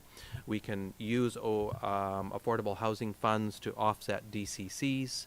We can also look at increasing the density allowances to make affordable housing possible. So you add density creates more funds for sales, which reduces the overall cost. Right, and that allows developers to make their affordable housing or the developments more practical. Cash in or land in lieu. So if a developer is unable to provide affordable housing or doesn't fit within the community plan or an area, then there's always an option for council to accept cash or land in lieu. So that that goes into the pot, so that when there's an affordable housing opportunity, that we can use those funds or that land to further develop new affordable housing initiatives.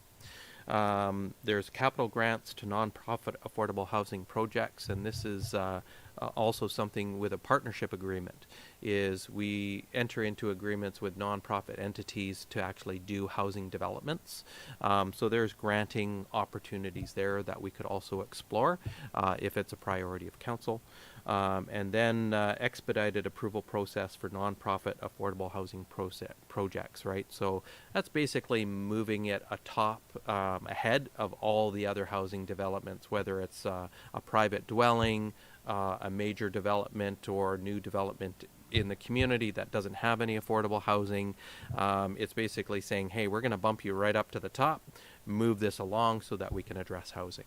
So those are just some other actions that we will be considering as we move forward with affordable housing strategies. So the questions for the committee of the whole. So does council support the issuance of an RFP to engage a third party to act in the role of a housing authority to manage housing agreements and develop the business case for constructing non-market affordable housing stock within the municipality? So this is basically, we would be reaching out to local and non-local organizations that focus on housing, affordable housing, and determining whether or not there's interest, support, and what those costs are to manage future affordable housing stock within the community. I'm wondering. I'm wondering who decides what the criteria are, or what we're looking for, or makes the choice of what the housing authority and what third party from where. Who decides that? That's a good question. We do. So in the development of the RFP, that could come before council with all the criteria of, how many local representatives do we want? Do we want council, which I don't recommend sitting on that board? Do we, what are the objectives? What's the rules of engagement? Who accesses first affordable housing, whether it's rental or non-market private home ownership initiative. So that would be detailed out in the RFP, saying this is what we're looking for. Here's the parameters. Bid on it. That returns back to council for review.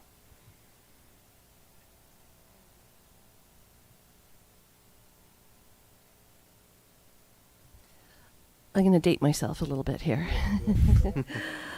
When we first moved here 25 years ago, I joined all the committees, the Whale Festival, the Marathon, the Chamber, the Recreation Commission.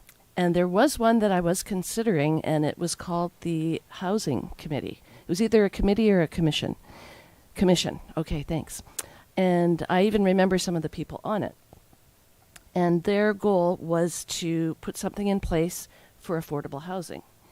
And there was a house, and there still is a house, at Pine and Otter that was designated to be this affordable housing. It's an upstairs, downstairs duplex. And the last few people living there, I don't think have required affordable housing. So I'm wondering what is in place to actually, like, is it a covenant or something on the title of the house that says this house can't be sold for a profit? It's not expecting an answer right now, but yeah, how is it enforced? So there are provisions that can be set in place for managing the affordable housing, and I would get Bruce to do that, but we don't need to go into it right now, I don't think. But there are provisions that set out how they're managed. The one thing I would say, and we can look at that that house. I was unaware of it, so we'll dig into it and find out. The difference between a commission is that's a body of council that is looking to address and probably construct or identify affordable housing. A housing authority is there to manage existing houses. So this on Pine and Otter, that one building would, well, we'd have to review this, but it could fall within the housing authority realm, and then they would be like a management company, just like a strata management company. They are given a set of rules. They look at the rules, make sure that the bylaws and the engagement is followed, and then they're responsible for managing that house, who has access to it, whether it's market, non-market, what the rental rates are, whether there's annual increases or no increases, etc., etc. That's their role and responsibility. So to follow up on that, that commission has been extinct for probably 20 years. And yeah, so I'm just really curious, like, is there somebody still overseeing that house, and who gets to buy it and who gets to rent it, and what the criteria is, and how is that handled? I have a feeling that Mr. Gregg actually knows the answer to that, because I do not. 2016. So through the mayor, so there was a housing committee or commission, and that there was a covenant on the title of that to be permanently affordable housing. That there was a request. It was only the 2 units in the duplex.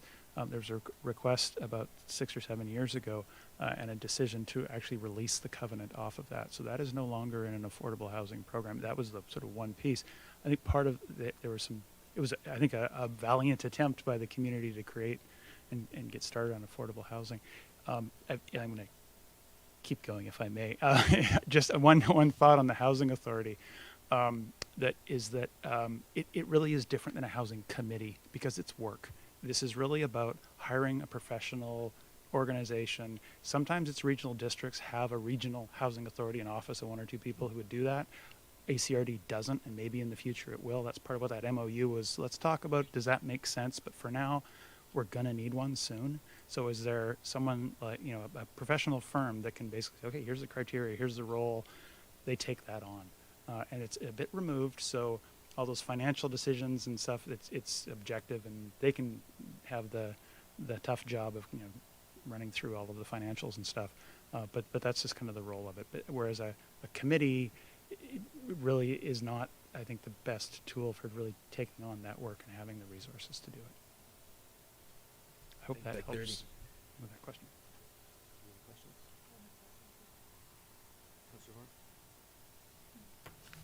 I'm just curious, is this a common thing among municipalities to have that third party, group? Yes. There was a really good example of a community that didn't do this. It went through council, I believe. Langford tried it, and they regretted it wholeheartedly because council was then in the unfortunate position of determining public need and individual eligibility to affordable housing, and council doesn't want to do that. It was interesting, all the meetings that we've been going to, that they're talking about is housing authorities, and most communities have it, but and I totally support starting a housing. This is a great start for it, but I just want to say first off, thank you, Dwayne, for bringing this report for us. It was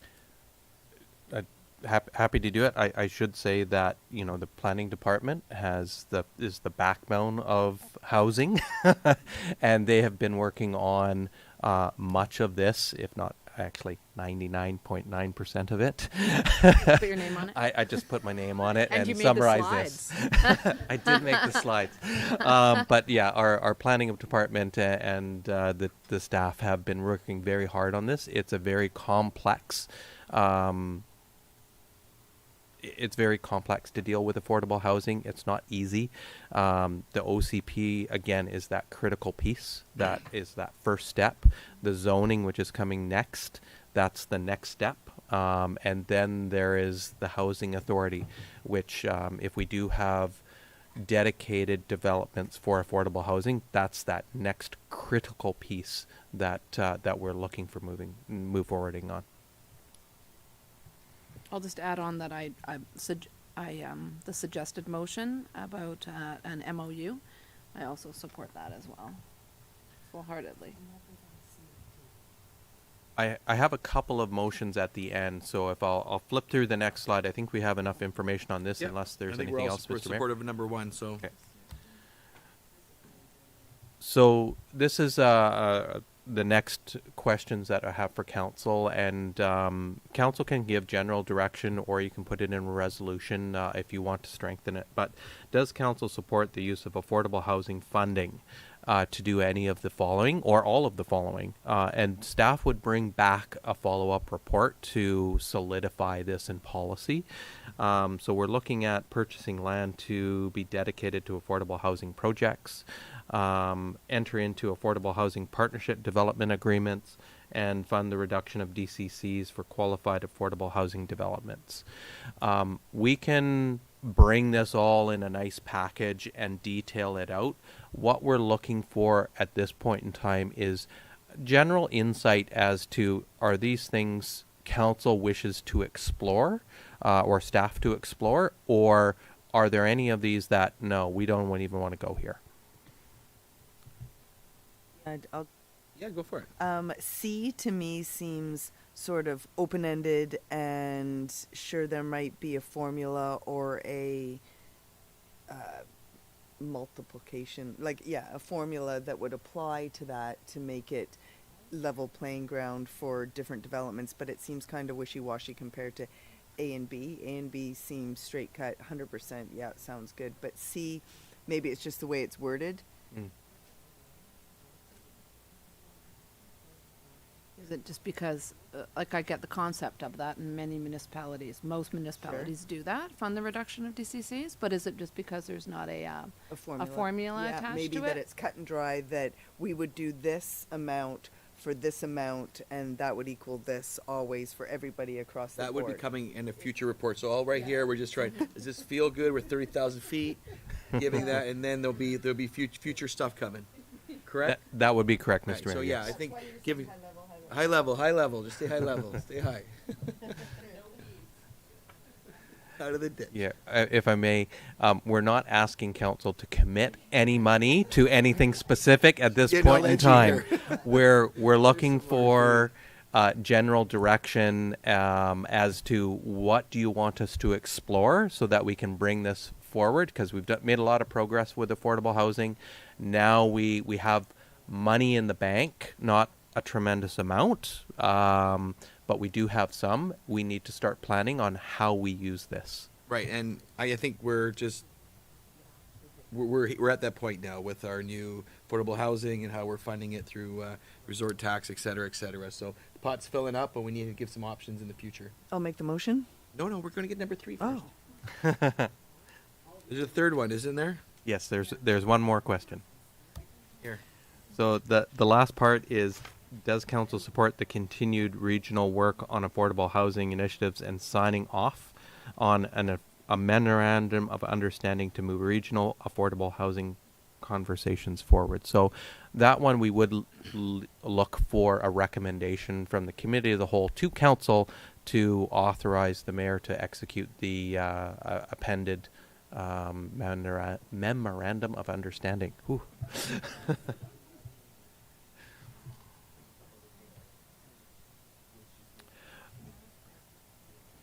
So I'm just going to say totally in support of that. I remember being at that meeting in November about the housing, and I think it's really important. There are lots of things happening in the region, and I think the more that we know about what the other communities are doing at ideas, if you get everybody's ideas and, maybe we get some other good ones. I don't know. Working together, it's a good thing. I'm all for it.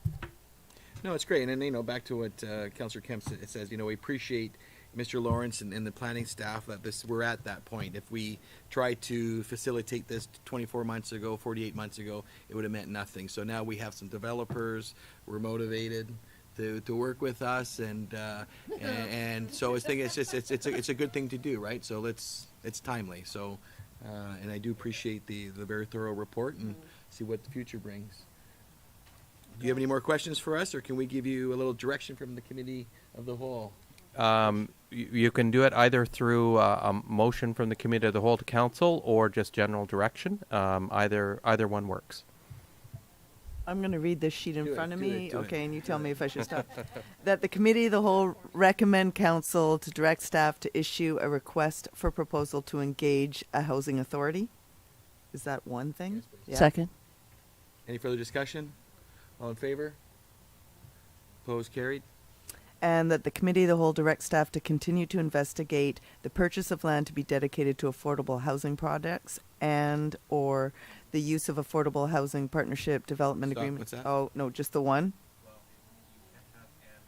Oh, yeah, sorry. Or so Copy that. you have to pick one. Yeah, the purchase of land to be dedicated to affordable housing projects and the use of affordable housing partnership development agreements and reducing development cost charges for affordable housing developments.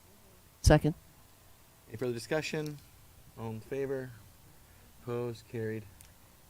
And that the committee of the whole recommend council authorize the mayor to execute a memorandum of understanding in support of the development of the regional governance framework for coordinating and sharing resources to address affordable housing on the West Coast Peninsula as presented in the May 31st, 2022 Affordable Housing Report.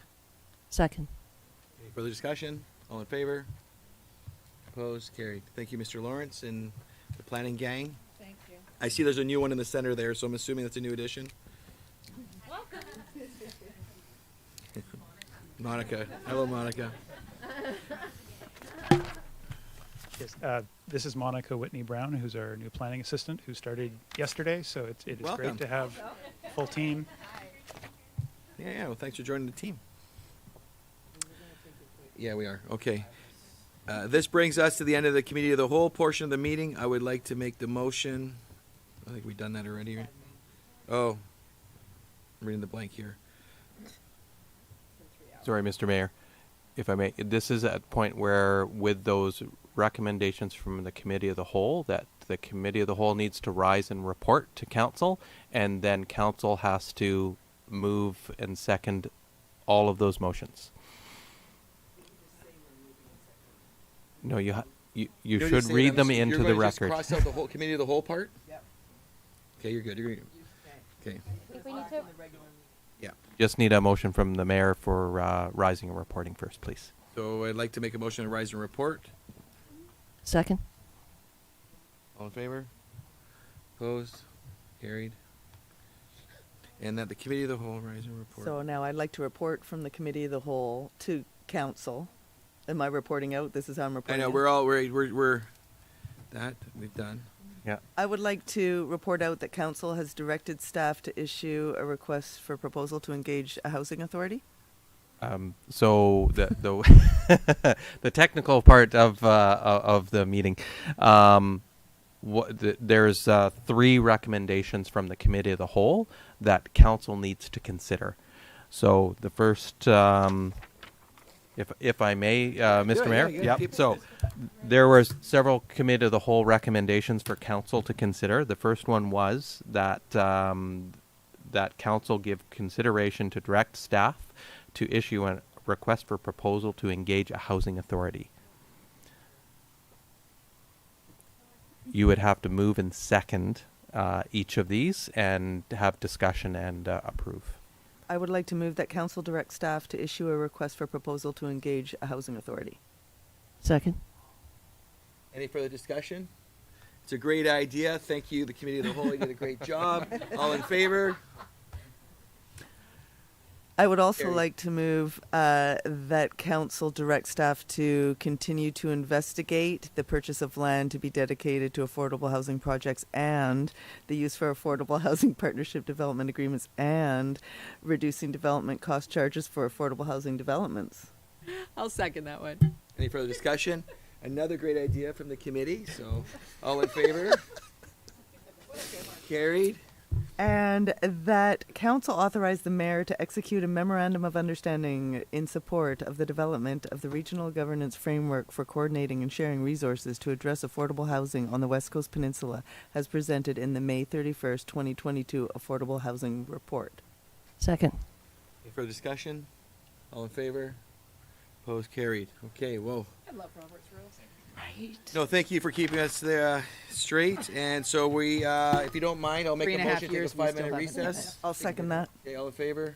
Opposed? Carried. And we're going to get, you're the next on the doctorate, Mr. Killens. Docket.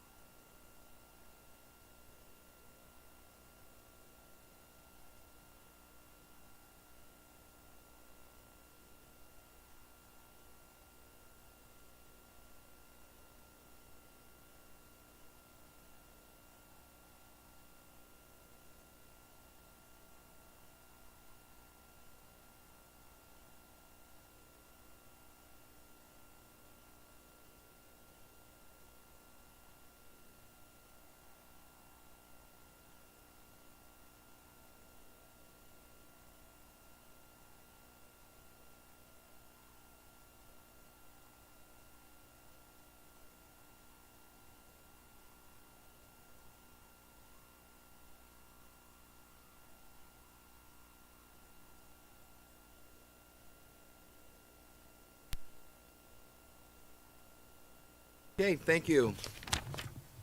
Okay, we're getting to bylaw here. The next three reports have been prepared by the Director of Community Planning. The first one is regarding the zoning amendment and development permit for 604 Rainforest Drive. Okay, Mr. Gregg. Through the mayor, and this report, I think the agenda got it. Mr. Toogood did the bulk of the work on this report. But this is a rezoning and development permit for the property at 604 Rainforest Drive, which is on the corner of Rainforest and Marine, and is on the screen there. We tried to highlight it. I'll just give a brief overview. The applicant is here, and I'm going to lean on their illustrations of their development to sort of walk through how the bylaw works and how we arrived at this. So hopefully I'm not stealing their thunder too much, but I'll try and keep this really brief. One thing while we're on this slide, I would just note the location of the proposal here. This is a mixed-use development that's being proposed, and the location it's near Blackrock, near the community center, and the report goes a bit into some pedestrian connections and road connections, but also I think it's worth remembering though it's not here yet. Marine Drive will be a bus route. 2023, I think, was the latest they're expecting to receive the buses and actually be able to start it up. But that is one of the considerations in a potential community facility or change in zoning like this. So it is, as I mentioned, it's a proposed mixed-use development that they're looking at. The building, so this is the sort of aerial rendering that they've provided of this. The upper part of the building, which is kind of this rectangle towards the upper part, because the site does slope. That would be, that I've just highlighted there, 6 townhouses or resort condominiums, and the entrance towards that is a little further up the slope. So that would, I'd be sort of highlighting with a cursor here where the entrance would come into that side of and have parking on sort of the upper condos. And then the lower level, which extends somewhat towards the west underneath here, is a little larger than the upper level, and that would be commercial. And what the proposal that they're pursuing is, Mr. Killens is trying to arrange this to be a health center that is in negotiations in his letter, and has made some contacts to try and establish this as a type of commercial space, but really for medical offices if all things align. I would just note while we're on this slide on the site plan that the proposal does have sort of 2 entrances. There's a sloped sort of driveway that connects the two for sort of service and access purposes, and the parking lot that would serve the sort of clinic and health offices has, I believe, 19 parking spaces in it. I think there's 10 up above. So 2 separate entrances, but also noting that they are staying off of Marine Drive to keep the trees on Rainforest and Marine as sort of screening the building. The current zoning, this is perhaps a good illustration to talk about the current zoning. It's CD3A is the subzone that applies only to this property. That's the way some of our CD, or comprehensive development zoning, works. It would currently allow up to 6,000 square feet of commercial or mixed use, would permit within that commercial entertainment. So it could be a nightclub within that. That 6,000 square feet for just illustration, I think the upper levels here, so the upper 2 levels, that kind of mass, if you consider, that's about 6,000 square feet in this illustration, and that lower plinth or lower level is really sort of the additional density that's being requested, sort of tucking underneath, if you will. So the applicant, going back to the commercial entertainment that's in the existing zoning, they're proposing to remove that as being perhaps not the best fit in the neighborhood. So no big beach disco. But they're asking instead for different uses and some added density. So instead of 6,000 square feet, which right now the zoning speaks to, it's about 15,000 they're proposing. And are trying to, as I said, negotiate a lease to put a community health center on the ground floor. So I just wanted to illustrate the sections, I think illustrate it really well, that this, so over here, the site does slope. So you can see that the lower floor is sort of being built into the edge of the site. So that whole lower level would be the commercial space, and above it would be 2-level walk-up townhouses is what they're proposing. So again, there's some great illustrations here from, this is looking at the townhouse entrance. So these would be the townhouses looking up the driveway. This view is looking down Rainforest towards what would be Marine Drive in the distance. And then the illustration of the building on the other side, which is really almost from the corner, I guess, or near the corner, Marine Drive and Rainforest, where that would be looking up at the entrance to the health clinic and the townhouses, sort of peeking up above the roof on that level. And so, as part of the report lays out, it will likely take some time to confirm a lease with Island Health or with the doctors. Having the zoning in place is important to the applicant. I think as part of that process, it makes it more real to have the actual zoning, to know what it could build on the property. So the zoning's been crafted, and with a covenant that would go along with it, we're suggesting to sort of have a plan A and plan B scenario possibly in sort of exchange of if this added density in the zoning amendment is granted. So the zoning bylaw 1309, which is attached here, and the covenant would essentially restrict that the uses. What's being proposed, as part of this, is they would still have the resort condo ability within the 6 townhouses up top, if they can deliver the healthcare offices on the lower level, and the covenant would put in place saying essentially you only get the resort condo use of those townhouses if the healthcare center is there. The plan B would be multifamily.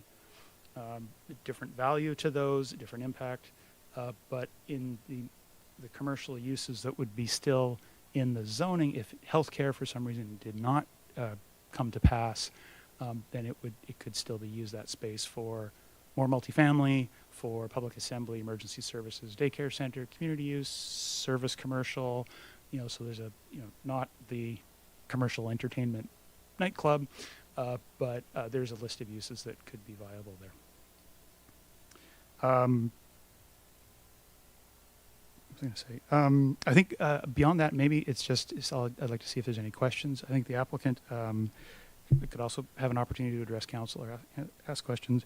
And so staff at this point, I think with the report, it's clear that we're recommending this has happened sort of quickly because of the health component to it and the importance of that in the community. And so, our view of this is that I think it's worthy of sending this to a public hearing to hear what the community has to say. So other than that, I'd like to see if there's any questions for me. I don't have any questions, just that this is a feel-good zoning amendment, and I'm fully supportive of this.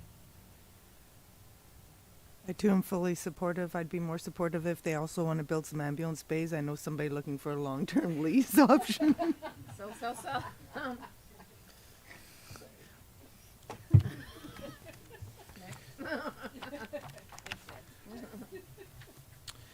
I think it's wonderful. Nick, I don't know if you want to make any comments at the podium, but at the end of the day, I think it's, for all of us, I think we just really appreciate, there's a desperate need for something in town, and you could do a lot of things with that property. So I think all of us, speak for all of us, we appreciate that you're working with our planning staff to come up with something that's creative, and having Ian always has a wonderful lens how to build appropriate buildings on the West Coast. So if you have nothing to say, I think we look forward to getting towards the next step towards a public hearing. Mm-hmm. All right, go for it. That council, with regard to the proposed development at 604 Rainforest Drive, give first reading to District of Euclid zoning amendment bylaw number 1309, 2022. Second. Any further discussion? All in favor? Opposed? Carried. Give second reading to the District of Euclid zoning amendment bylaw number 1309, 2022. Second. Any further discussion? All in favor? Opposed? Carried. Thirdly, direct staff to give notice to a public hearing to be held on the District of Euclid zoning amendment bylaw number 1309, 2022. Second. Any further discussion? All in favor? Opposed? Carried. And lastly, to indicate to the applicant and the public that adoption of District of Euclid zoning amendment bylaw number 1309, 2022 will be subject to registration of the Section 219 restrictive covenant on the title of 604 Rainforest Drive to ensure, as a matter of public interest, that the use, building, site works, and landscaping can be developed as proposed in staff report number 22-67. Second. Any further discussion? All in favor? Opposed? Carried. There we go. Thank you. Thanks for sitting around. Yeah, you guys are. Yeah, really? right? I came here. There's a little bit left on. There's a little bit left on the meat platter on your way out. It's in the back. Sorry. Thanks again, you guys, for doing this, and thanks for staff for pushing this one through. So, okay. Thanks, Have a good night, guys. Thank you. Thank you. Okay, moving on to bylaw number 2. The next report's regarding the update and replacement of the official community plan. Mr. Gregg. Through the mayor, it's been a few months since we talked about the OCP, and I know you've all been missing it. Thought we were good. So we thought we'd bring it back. No, the report in front of you, it really lays out steps to adopt a new official community plan bylaw, including new notification of a public hearing for a draft OCP containing the same content as the recently adopted 2020 OCP, but with minor changes to clarify district policy affecting Francis Island and a couple of type errors that we're fixing while we're at it. And I'll go through those in a minute. So basically in January, Council adopted the 2020 OCP. And in February, the owners of Francis Island applied for judicial review, seeking to have the bylaw declared invalid. They had some concerns with the content and identified also that the notice of public hearing published for the 2020 OCP did not fully meet the requirements under Section 475 of the Local Government Act. And to avoid any uncertainty, staff recommend that replacing the 2020 OCP bylaw with the draft 2022 OCP bylaw is the best course of action. So if you will, I'll just briefly go through the changes. So as I said, the content is 99.9% the same, with the changes I'll highlight here. So one was removing hatching that showed marine conservation on Francis Island. And so you can see the note that's here and it's in your report.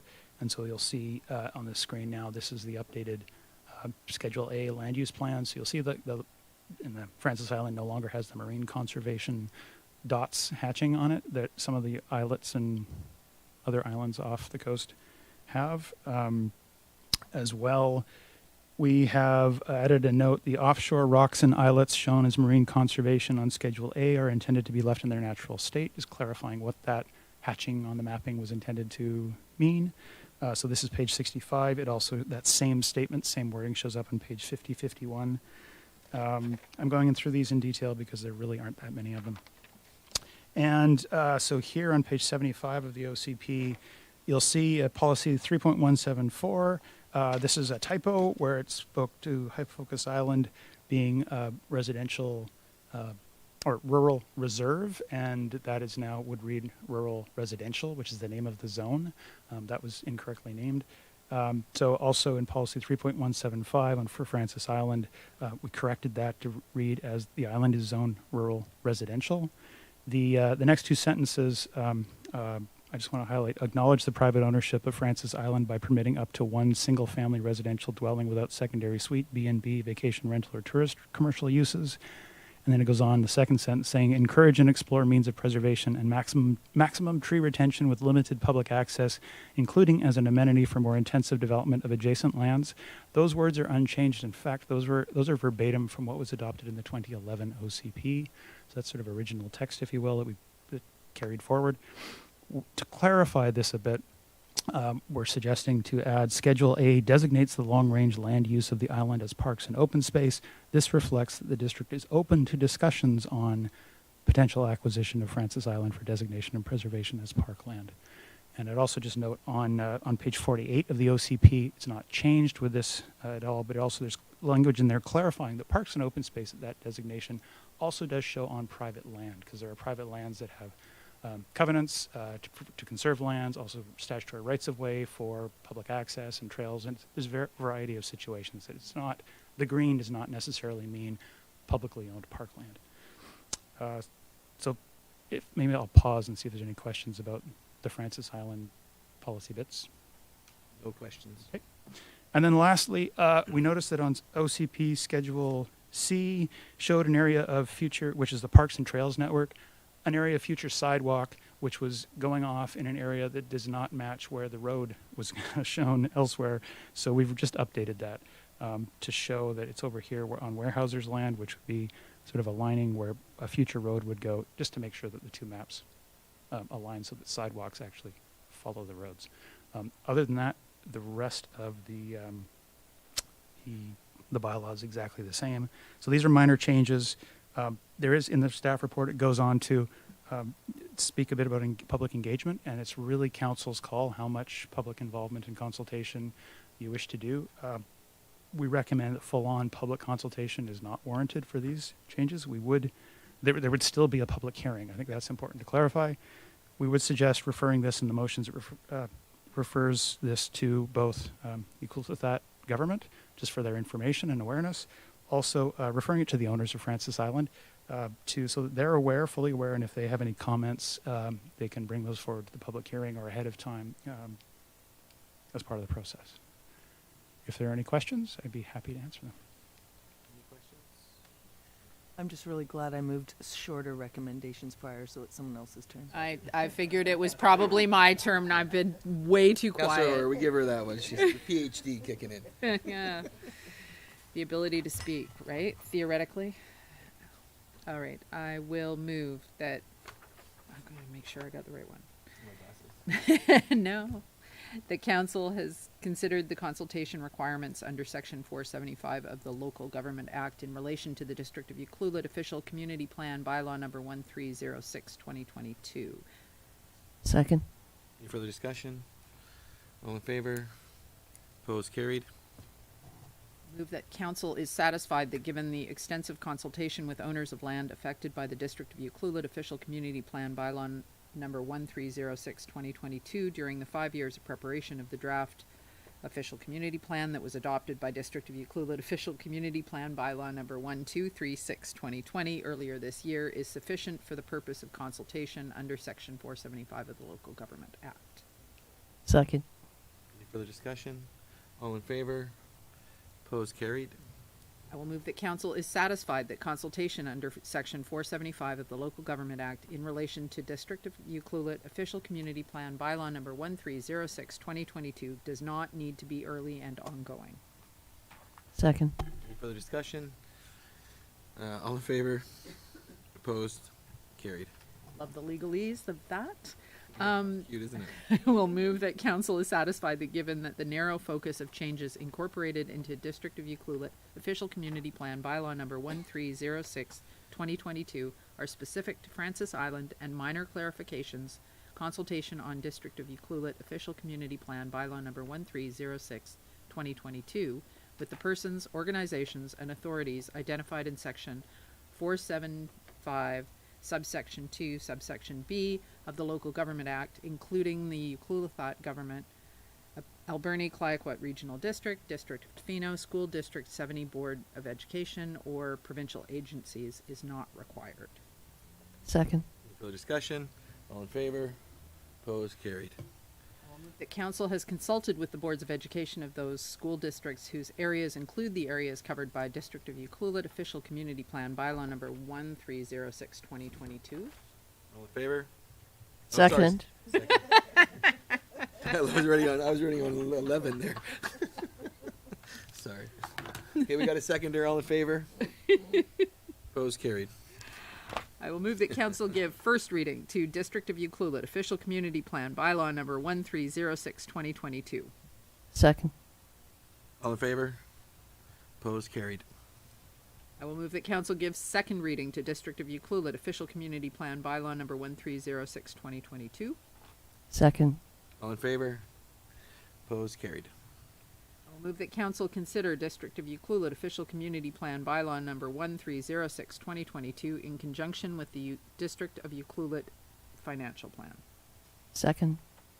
All in favor? Opposed? Carried. There. I will move that council consider District of Ucluelet Official Community Plan Bylaw Number 1306/2022 in conjunction with the Waste Management Plan. Second. All in favor? Opposed? Carried. Move that council refer District of Ucluelet Official Community Plan Bylaw Number 1306/2022 to a public hearing. Second. All in favor? Opposed? Carried. And that council direct staff to refer the staff report and bylaw to the Ucluelet government for their information. Second. All in favor? Opposed? Carried. And I just want to ask if we get another fancy little, new one when it's 2022. Love the drawings. We can update that. Thank you. Okay. Thank you, Councillor Hoare, for taking that one on. Okay, bylaw number 3. The last bylaw report is regarding zoning amendments, housing versus short-term rentals. Mr. Gregg. Housing again. Council has been, I think, expecting this. That last September, Council confirmed some goals of prioritizing long-term residential housing, slowing the proliferation of short-term rentals and sort of containing them, creating opportunities for more diverse forms of housing, especially more affordable forms, and also creating opportunities for developing new rental housing. And that was also the housing needs report, which then came in towards the end of the year and beginning of this year, also flagged these for action. So here we are. And I'm going to. There we are. The next just 4 slides, just for context. You've seen these before in the discussion around growth management, but I think they're good for setting a little bit of context and illustrating what these bylaws are attempting to accomplish. So really, this graphic was there's a lot of information shown on it, but really this was highlighting, and this was out of the housing needs assessment. Really, we've had this change over the last few years from what households can afford versus what the market is doing for the cost of housing. That separation has happened really remarkably rapidly in Ucluelet. Also, there was some data presented here, which was about the mix of and the balance between tourist accommodation and residential units, and that's perhaps out of balance. It's changed over the years, and so there was some direction and really appreciation of I think trying to shift that balance back to prioritize housing. That one of the things that we looked at here as well is the role of short-term rentals. The graph on the upper right here shows the total business licenses in the year that they were established for bed and breakfasts. And that really things have changed in the last few years, and the pandemic sort of did a little blip, and then it's really accelerated the change of that bed and breakfast use. And I always, when looking at this, when we talk about short-term rentals and some of that change, I got to sort of remind myself, Airbnb was invented in 2008. It was just didn't exist prior to that. So the online bookings is really what changed the whole nature of that land use of the mortgage helper became something else, which is really a commercial use. So really this graphic also we were looking at in that growth study of if left unchecked, unchanged, the current trend over 30 years would result in about 1,000 more short-term rental units within town, which is about 8 times the size of Blackrock. So really, that's where it was going if nothing changed. So one of the assumptions of all those that sort of growth work and the discussions about the lowish growth scenario was that it had to stop. That all scenarios really assumed that B&Bs weren't going forward be kind of this default use within the residential zones where they would just continue at the same pace. So these were the sort of assumptions for the scenarios, and this is the last of those older slides. Really, it was assuming that B&Bs were no longer part of that sort of default outright use, and sort of change the balance of housing and accommodation, back to favor sort of residential neighborhoods being used for housing. So what we're seeing now, so this is a new slide that you haven't seen before. This is an illustration that was really taken, it's really a tracing of building plans, and we've seen a number of variations of these, where what's the blue is the house and the red are 3 accommodation suites. This is the bed and breakfast. They aren't rooms down the hallway within the house that are where people are. They're separate entrance, external bed, and a pull-out hide-a-bed with a bathroom. And it really illustrates the way it's essentially they're using the entire frontage along the public road as driveway entrance. It's a parking lot facing 3 motel rooms, essentially. And that really the primary thing here is the shift from housing and a home in a neighborhood to commercial investment. And we're seeing this proliferate, essentially. So where we're at, we've provided a couple of bylaws. The first one, bylaw number 1310, would do a couple of things. It would remove the B&B as a secondary use from all single-family residential zones. So it would no longer be that default secondary use in the zoning. It would also add accessory residential dwelling unit, or ADU, as a secondary use in its place, if you will. So we already have secondary suite in pretty well all the residential zones as a secondary use. This would add the ADU. So that sometimes is known commonly as the cottage, or the cabin, the carriage house, and I did include the term the tiny house. I have problems with that because you just have to open YouTube for 5 minutes and you'll see the popularity of the idea of the tiny house on wheels, and they're usually built on a flat bed trailer, and that is not what we're talking about allowing in the zoning, or building code won't touch those, but really it's a small, separate dwelling house. So it's like a secondary suite, only being a detached building, not attached in the house. So that could be a family member, long-term tenant, but not a short-term rental under the way the bylaw is written. So, and the note on the bottom that starting a new B&B, a homeowner, if they wish to do that, could apply to have a temporary use permit or a zoning amendment to allow the use. So we're not, again, you're not closing the door entirely on the bed and breakfast. It's just shifting it so that housing is the primary sort of use that is designated in the zoning in the residential neighborhoods. So a little bit of detail on the accessory residential dwelling units.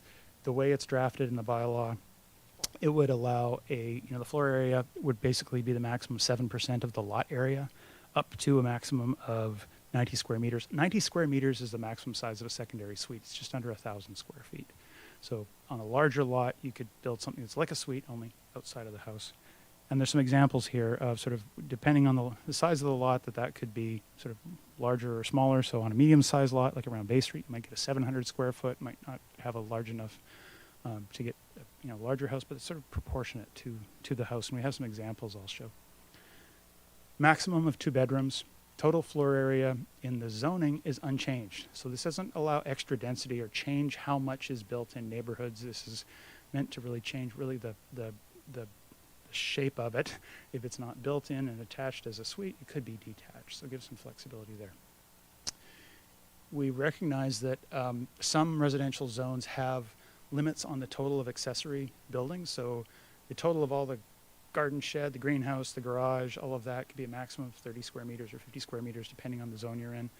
The way the bylaw is written, if you're adding a cottage to have a renter or your kids in the backyard, that wouldn't be affected by the fact that you had those existing accessory buildings. So still, the total floor area you could build is, your maximum is your maximum, but you wouldn't be held up because, oh, I've got a detached garage, so I can't build a cottage. So that we had that sort of exception. And really, at this point, the bylaw is written that it would allow either a secondary suite or an accessory dwelling unit, not both, not to have both the suite and the cottage. That may be something the district would want to look at, particularly on larger lots, because each one needs parking and has a whole other impact. So this is really, again, a change in trying to encourage more types of rental housing. Setbacks for the cottage or the cabin would be a little larger than the default, 3 meters. Rather than 1.5 is often the minimum setback on the sides for residential zones. It needs to be located to the rear of the main house, and the outdoor space for the occupants needs to be some designated space so that the occupants have some of the own garden space equal to the floor area of the cottage, and have a clear path to the entrance. That obviously you don't want a situation where you have to go through the main house to get to the cottage, for whether it's emergency purposes or just for deliveries or whatever. And there's also some heights that are listed in the bylaw. So essentially pitched roof could be 14 feet. Flat roof would be limited to 12. So that's sort of single story, small. We're talking small scale here. Also, though, if you're set back further from the property line, you could go higher to a maximum of 21. There's a formula, you may have seen it in there. It's a bit convoluted, but that's essentially how the math works out. So you could do a sort of 2-story kind of loft within a cottage, but not have it right on the property line, overshadowing the neighbor's backyard, if you will. And I would just note that things like heights, setbacks, locations, those can be varied. So one of the things I think other communities have run into, and we likely would, is that if people are converting existing buildings, there may be, a situation where, okay, I've got this perfect shed or garage I think I can convert under a building permit to turn into a dwelling, but it's too close, it's within the setback. Well, okay, that's a perfect case for a variance. So I said we had a couple of examples. So, for example, here's a typical lot on I think this one's on Bay Street, about a 10,000 square foot lot.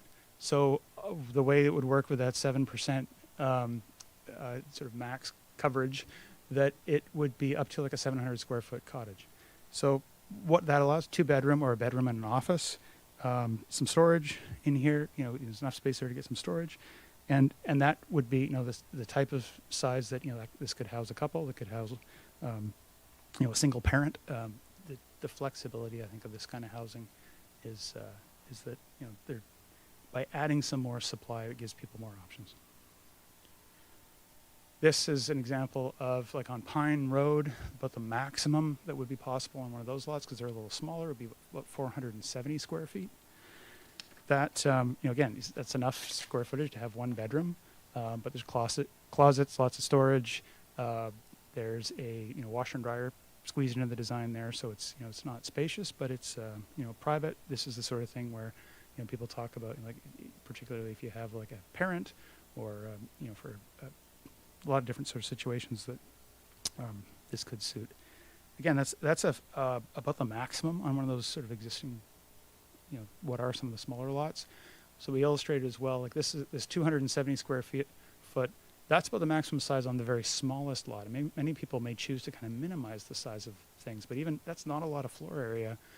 But with some creative design, even like 270 square feet, that's kind of getting into the tiny house scale of things, where the bed is a fold down or a hide-a-bed or a loft bed, but there's still within this a bit of storage, small kitchen, washer, dryer, and privacy. Like, so for a single person, like, some of those would actually be very useful, I think, in town. The other part of this is there's a second bylaw. So bylaw 1311 goes hand in hand here, that council could consider, which would recognize the existing licensed bed and breakfasts as a legal use. The first pass at capturing them here is about 70 of them here, which is undercounted certainly, and I'll talk a bit about a process for capturing all of the ones that are close to or right on the line. So this would not be grandfathered if council adopted the bylaw 1311. It wouldn't be grandfathering or making them lawfully non-conforming. This would be essentially recognizing them within the zoning, having an overlay saying wouldn't change the underlying residential zoning, but say these ones were in the door, they're licensed, they have a business license, and that they can continue to operate. They certainly that is an option for council. You don't have to do that, but it certainly would be the strongest statement of, I think, relieving concerns from those existing B&B operators and owners.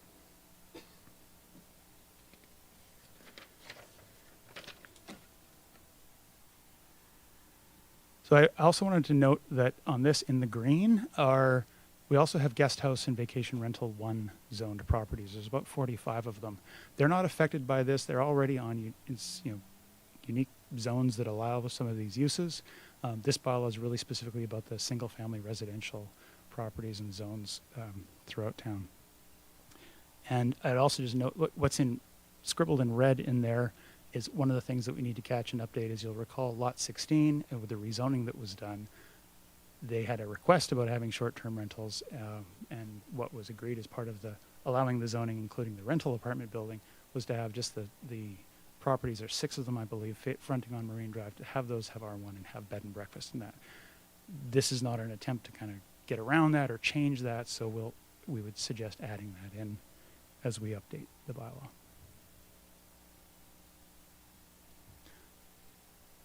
And so also in the report, we talked about a bit of a transition zone. So essentially, if council goes down the road of considering these bylaws, we'd recommend that only give first reading to the second bylaw, the one that would recognize the B&B overlay, to allow a period of time for us to do a couple of things. One, go with a fine-tooth comb through every record of business licenses, and also but to capture the things that aren't necessarily licensed but are right on the cusp.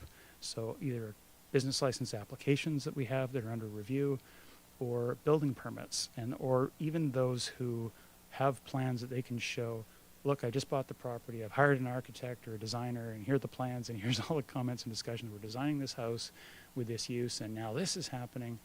If council wishes, we could include those so that they're not caught kind of left out. So it's sort of a soft way of closing the door. We'd recommend that it not be a long period of time, because that could spur on a bit of a gold rush of people scurrying to create plans and sort of get in the door and get on the table and that sort of thing. So we're suggesting about a 10-day period, after which we would basically come in with a revised map, cap and table, capture all of those, and bring it forward for consideration of second reading.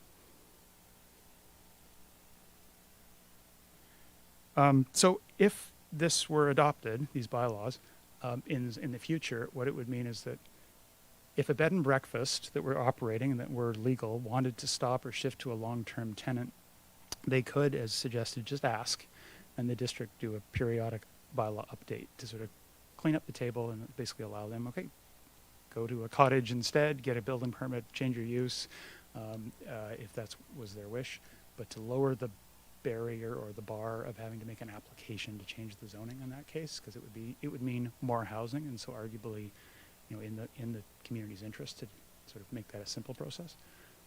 If an owner wanted to start a bed and breakfast, they could apply. So a council, could issue a temporary use permit, amend the zoning bylaw. Either of those would be options to add them to the list. In either of those cases, the process would include notification and some neighbor input before a new bed and breakfast started up, if that were the case.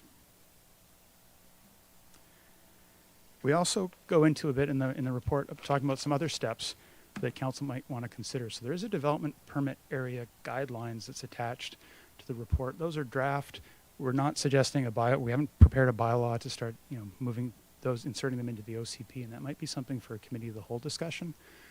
And really, the value of the development permit is it can, I think, smooth some of the insertion of new dwellings into the backyards. It's a way of, the guidelines can include things like placement of windows so they're not overseeing your neighbor's backyard, and it really starts dealing with sort of privacy and scale. And that's a route that some communities have taken. Generally, development permit areas do not apply to single-family properties. However, the local governments have the ability to define an intensive residential development permit area, and some communities have said, well, adding a cottage in the backyard equals intensive, and that's perfectly legal. I think the town of Sydney was one of the first ones where they use this DP area to start sort of setting some more guidelines, which go into just a little more detail or refinement than the sort of tools of zoning of typical sort of setbacks. As I said, talking about things like materials and window placements to respect your neighbor's privacy and that kind of stuff. And the other things we mentioned, there's been some discussion, is updating the business regulation and licensing bylaw, looking at fees, and are we recovering the costs for the short-term rental monitoring and enforcement, and also some better definitions of the business activities, like advertising of the business, would help with the sort of the ease and the efficiency of the enforcement. And really being clear about the definition of sort of principal residence and that permanent and present business owner within the bylaw. So again, those aren't drafted as bylaws yet, so there's more work to do, but that's, I think, points that are worth reiterating. And then I mentioned on here, webpage in the report, one of the things that we didn't stick all of the background research we've been doing attached as appendices to your agenda to thicken it up. What we suggest is, if with council support, we would put all of that on a web page, so really all the past staff reports of the last few years and all of the research because every community is dealing with a version of this. There's been a lot of research, different approaches taken. Nobody has the one answer to it all, but that would be a lot of information we could provide to the community in that sort of forum. And the last one of the things that we mentioned, and sort of the options for the future to consider, is this notion of sort of permit-ready plans. And the housing needs assessment suggested that we look at things like the accessory dwellings, particularly, for the long term, for the rental potential, and some creative ways of sort of encouraging people to think about providing housing. And so this is an example from the town of Nelson, the city of Nelson. And they basically held a design competition, put it out to designers, architects, builders to come up with what are your ideas for the plans within a certain set of parameters, what does it look like, and then take it to the next level of, they took the winning selection, so that would mean you have a jury, you have people voting on it, and you come up with some plans that the community seems to endorse. So these sort of range from like 450 to 900 square feet or 850 square feet. They have some different options. So in Nelson, you can go into the municipal hall, pay $1,000 for the plans and for the permit, and get the permit that same day because they've all been pre-planned, checked, and engineered, and it's just you're ready to build. So that's a way of sort of trying to encourage the creation of some added housing, just where we can. And I think their criteria was things like affordability and sustainability and neighborliness, and so that became a whole community discussion around it. I think just the process of that is a way of getting people thinking about housing in their neighborhoods as well. I'm going to leave it there and see if there's any questions on.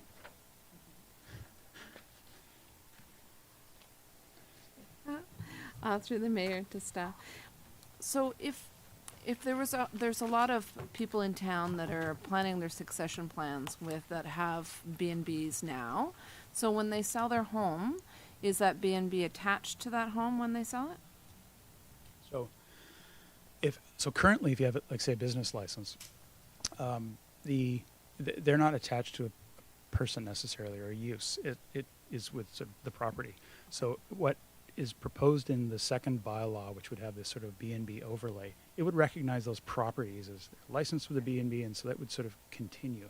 So unless council wanted to go in a different direction, it would be a matter of them coming forward and saying, hey, we want to stop and get off that list because we want to do a long-term rental instead. Then they can make that choice, but it wouldn't automatically like cease when they sold the property or passed it to their kids or that sort of thing. Second question. There's a lot of homes in town that don't really have much room in the rear of their home, but they have a lot of side yard.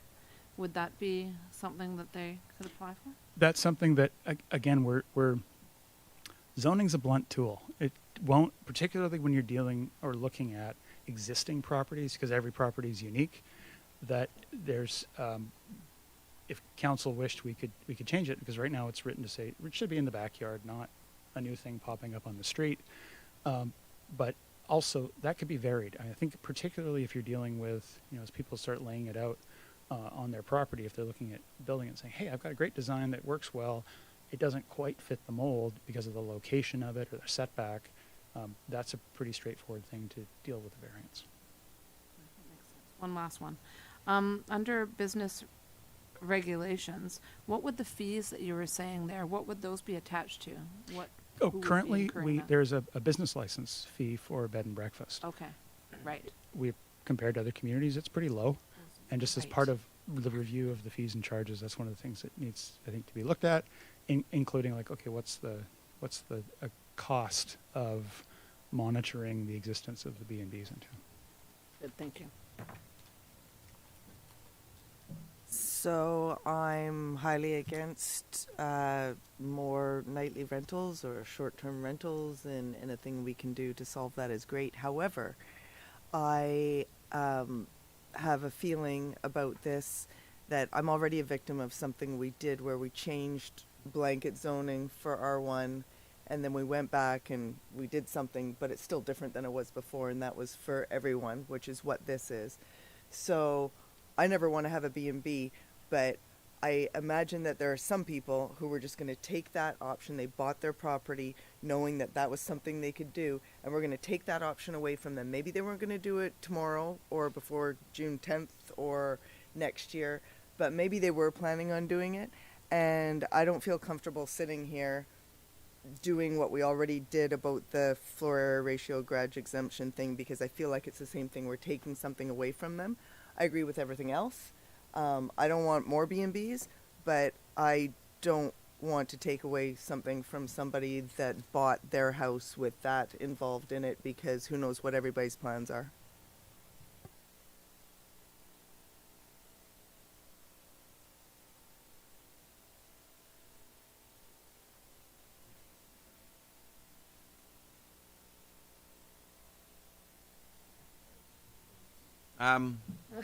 I appreciate the report. I think it's wonderful. I do like obviously the detached secondary suite. I think it's I appreciate it. I do echo what Councillor Kemps mentioned. I think there's a lot of places where building in the back is virtually going to be impossible, where there's options in the front. So that would then engage a variance at that point then. There's a couple different ways of approaching it, because we've drafted this. You try and picture the average situation, and everyone's property is unique. There's no sort of average or typical. It really comes down to council and community preference. That if the community were to say it is far more important to get more housing than to worry about the aesthetics of what the street looks like. Take that out of the line, out of the bylaw, and allow them to be in the front yard. It's just a little cottage. It's just somebody, it's a smaller piece. That could be the way the bylaw goes forward. Well, so absolutely. It's typically municipalities are looking at this and sort of, so we looked at a bunch of different examples in the draft sort of DP guidelines. Thank you, Saanich. They did a lot of work on that, and we sort of adopted from there and saying, well, here's sort of a starting point. It really is a community preference. A lot of those sort of guidelines and restrictions, if you will, that are in the zoning of setbacks and heights and all that sort of stuff is trying to anticipate where do you get friction with a neighbor who isn't building a new cottage and is seeing something built next door, and hey, there goes the privacy in my backyard because now there's someone whose windows are staring at me on my deck or whatever. That's what some of that is sort of trying to set out. But again, that I think typically zoning, the front yard is more like we want the house, the front door, and the front street, and those accessory uses happen more in the back. Absolutely, if you clue it, if the community and council were comfortable with saying, like, no, it's just, let's have more flexibility, and it's more important to have that housing happen, those cottages could happen in the front as well. So it's kind of options there. And if not, that is the sort of thing where, someone comes in with a really great plan, could get a variance. But I also think that if you someone want to read the bylaw and say that, hey, without coming to see the planning staff, hey, I want to build something, but you can only, then all of a sudden it's, you can only build in the backyard. And then there's that whole hang up, right? And then we have that, you have a 4-meter setback from your primary residence, you have a 3-meter setback, so now we've eaten up 12 feet, and now you got a 10-foot wide thing, because it's, what would I prefer to see, a cottage or an RV trailer, right? Yeah. Did you want to say something? Mr. Lawrence, did you have something? Mr. Lawrence had something. Just a note of something for council to consider. If the zoning bylaw is adjusted to allow for, a secondary suite cottage anywhere on the property, then it really opens up the door for it's open to put it wherever. If you do it by variance, then council can consider the impacts on that property and the neighboring properties. So throwing the door open too wide, I would recommend council do it with caution, because you don't know what the impact of saying, yes, you can put it in your front yard for every single dwelling, which would be what you would be doing if you don't put restrictions on it. So that'd be my one word of caution. And then, okay, which is great. I think that's good.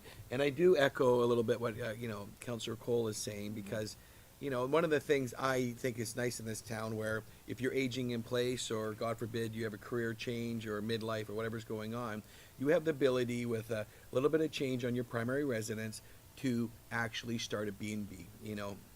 I know for a lot of people that are moving here in the last little while, it is their lifestyle. There are some people where they just do it because it's an income generator, where they make another $50,000 a year, and it allows them to age in place. So what I do get concerned about, I do echo what you're saying. There are some reservations I have about, yes, we need to throttle back a little bit, because every house that's coming before your department is having 2 or 3 units in it. And then it's like, okay, so the ones that are we saying that the people that have been here a long time, or the people that are moving here deciding to do a lifestyle change, I do get a little bit nervous about that, because I've always been the advocate. If the owner is living in the house, doing a nightly rental, for me, there's a level of comfort, because there's a lot of owners that are not here that are doing that, and that's where things get out of balance pretty quick. You're hiring that cleaning company to do your thing, and you're making magic. Did you want to say something? Yeah, but something on that too. But would there be for someone building, getting out of the short-term rental business and into more long-term, is there any other communities that give support for that, and whether it be, I don't know, like a business license fee decrease, or So that That should be an easy path, I think, because if you're creating housing as opposed to a commercial use, which is having other impacts, that was the intent of saying, well, if someone wants to shift from bed and breakfast, you need a building permit 'cause it's change of use. You need to make sure you meet code and it's safe. That's a given, I think. But currently, with their short-term rental B&B use, they're paying a business license fee. To be a landlord with a tenant, you're not. So they're getting out of the commercial, because what's been happening is the commercialization of residential real estate. So it gets to that. So there's a tough choice here, and it's really comes down to political will and community preference of housing versus values, which people are buying properties simply to create hotel rooms for the return, and that the Airbnb is so lucrative, it is skewing. It's both. It's been taking. I mean, the map of those existing B&Bs and the VRs and guest houses. Those are rental units that don't exist because they're being put on Airbnb. There aren't residents living in those homes as a tenant or as a family member because they are in the B&B market.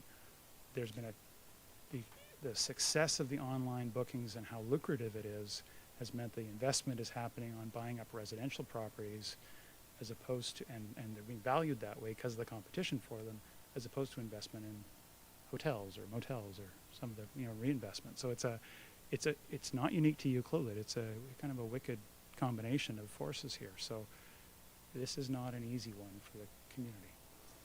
There does, however, have to be some kind of motivator for these people to be able to switch from STRs to long-term, because it's easy.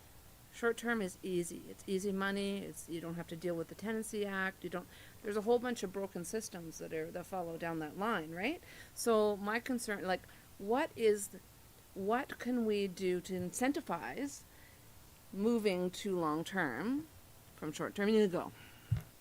The biggest thing I'd say is to take it out of the zoning as the default accessory use, because you've got 70 or 90 or 100 of them today. You don't have to recognize and make them legal. You could allow them to be lawfully non-conforming, and maybe they go away over time. But I think that then you have all 70 or 90 of those business owners at your public hearing who might see it differently. But it's really about stopping it from spreading to every property in town so you have 1,000 more of them in 30 years. Because that was a scenario that there's no answer that's good for Euclid in that. And so really it's it's a little bit of recognizing this has happened. They have legitimate business licenses, so that overlay would say you're okay, you're in the B&B zone, if in simple terms. Not lawfully non-conforming, no time limit on that. They could carry on. And in some cases they win, because those will have a premium value over homes that don't. However, there's value to having the long-term cottage and accommodation as well. So bringing the two together balances that out. One of the things that, as I said, it's a tough decision. It would take political will. Is that if there's a market correction, we're going to get blamed for it. Mm-hmm. We don't affect interest rates, but if prices soften or go down, boy, it's this zoning bylaw that's going to be pointed to as that's why. But the only or the best move, I think, to try and incentivize that creation of more rental housing is to take the B&B out as the default that it is now. And then to piggyback off of Councillor Coles, so let's say, for example, I bought a piece of property 10 years ago, and when I retire, I'm just going to build a home, but with 3 B&B suites. That was my goal. So now, if this bylaw was to come into, what would happen then? You would make an application.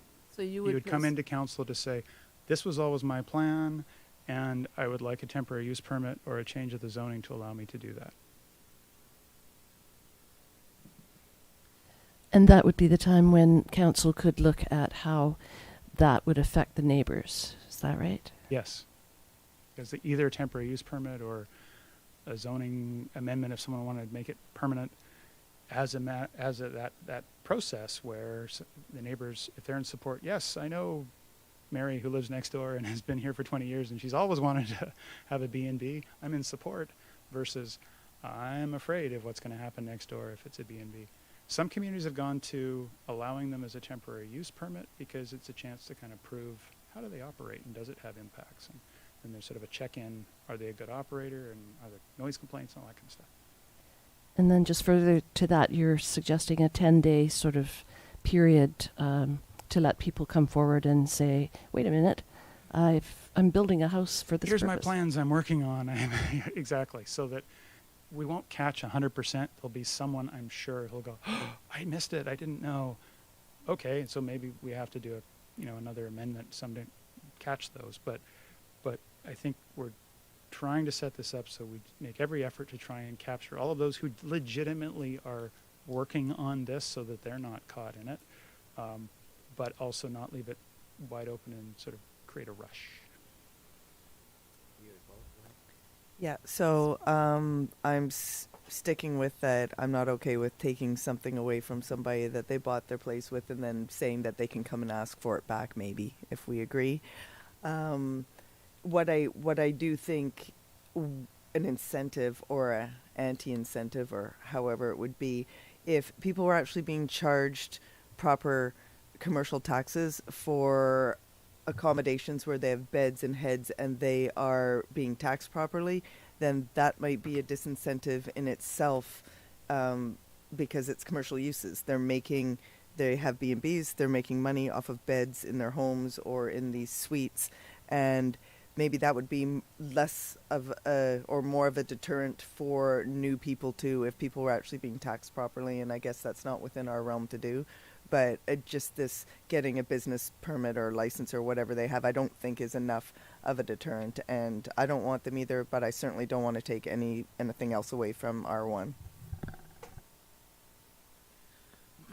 The last Monano Road that we're talking about and across the street here, we're all very stern about the fact is if you're buying into these places, we talk about nightly rentals and we're not wanting to see them. So and I know that those people are buying into those new subdivisions or future subdivisions with the understanding of that. So your point is, if you're in an existing old Ucluelet part of town, and you're able to do it, yeah.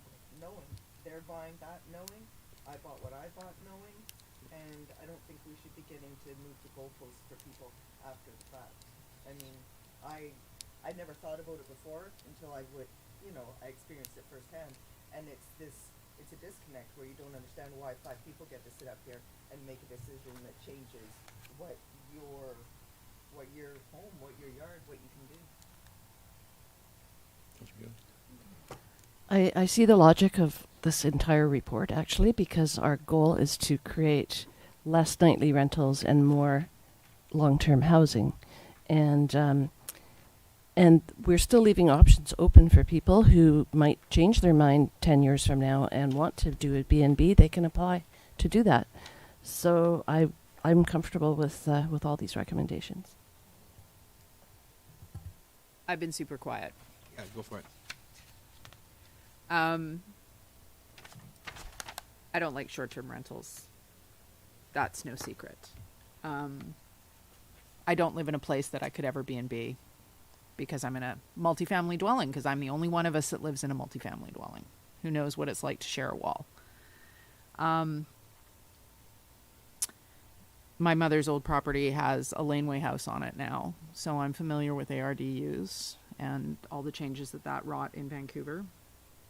And I think that secondary detached dwellings is a good thing. I understand that it is hard for the notion that we remove something from the R1 that people have assumed that they had when they bought their property however many bazillion years ago. But as Councillor McEwen said, the door is open. Yes, it's an extra step. But if we want to do something about the horrific exponential rise in the graph of the STRs in our town over the last few years, then we need to make a strong stand.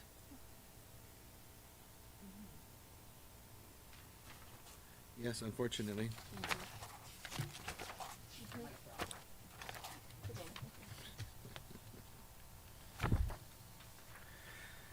Any more questions for Mr. Gregg?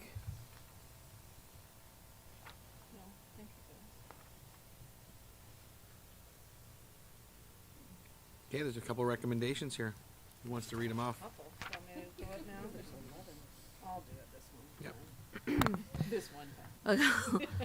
I'll move recommendation that council initiate zoning bylaw changes to prioritize housing options in New Clulet. And then I wrote on stuff.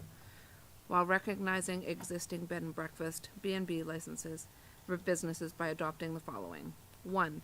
The council give first reading to the Clulet zoning amendment bylaw number 1310, 2022, that would remove bed and breakfast and add a detached accessory residential dwelling unit as a permitted accessory use in most single-family residential zones in the community.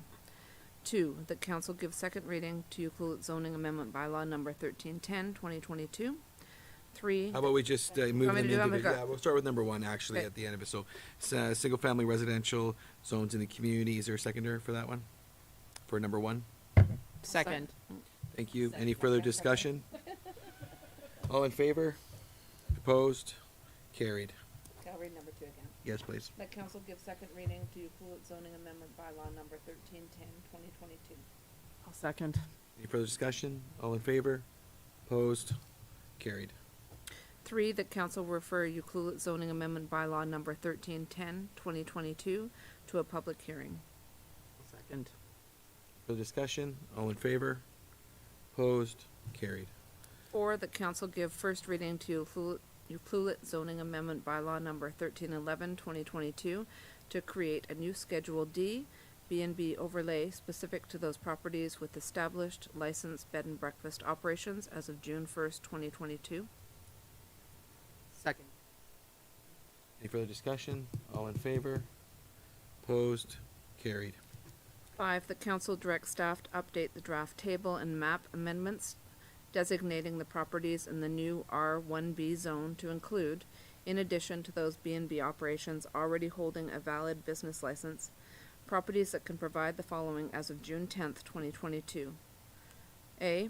Proof of owner occupancy of the property as their principal residence prior to June 1st, 2022, and a complete business license application demonstrating compliance with all municipal bylaws for a new bed and breakfast operation. B. Proof of ownership of the property prior to June 1st, 2022, and a complete building permit application for construction of a new house or renovation of an existing house to contain new bed and breakfast rooms. Or C. Proof of ownership of the property prior to June 1st, 2022, and proof of building plans underway for a new house containing bed and breakfast rooms. Page 2. Including site plan, floor plans, contract, and or correspondence with house designer showing design to include bed and breakfast uses. I'll second. Any further discussion? All in favor? Opposed? Carried. And 6, that council directs staff to bring Euclid zoning amendment bylaw number 1311, 2022 back for consideration of second reading after any amendments to the table and map of subject properties in the draft Schedule D has been updated following June 10th, 2022. Second. Any further discussion? All in favor? Opposed? Carried.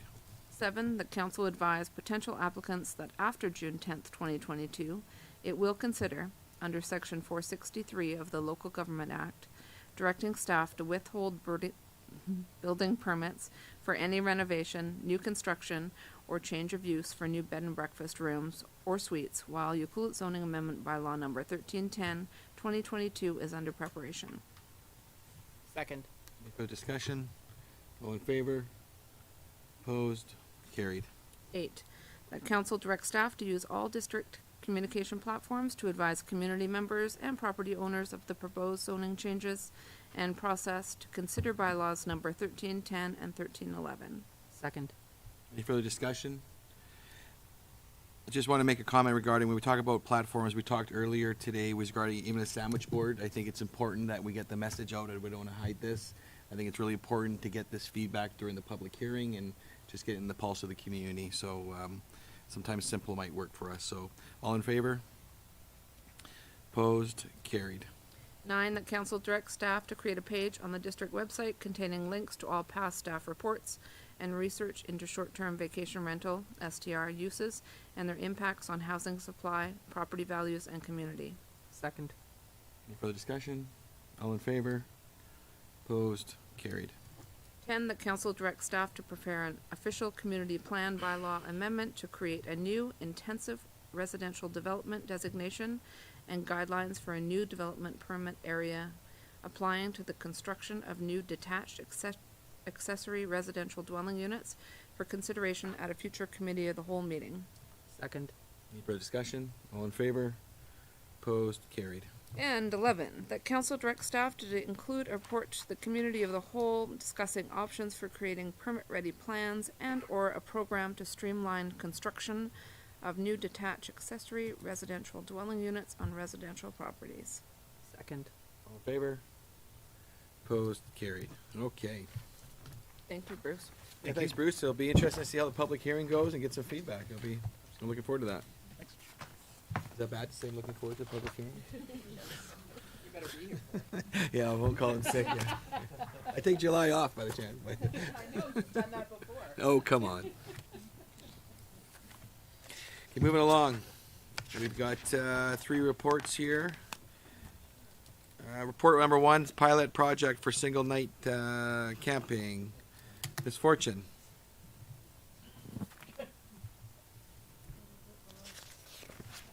I've only got. All right.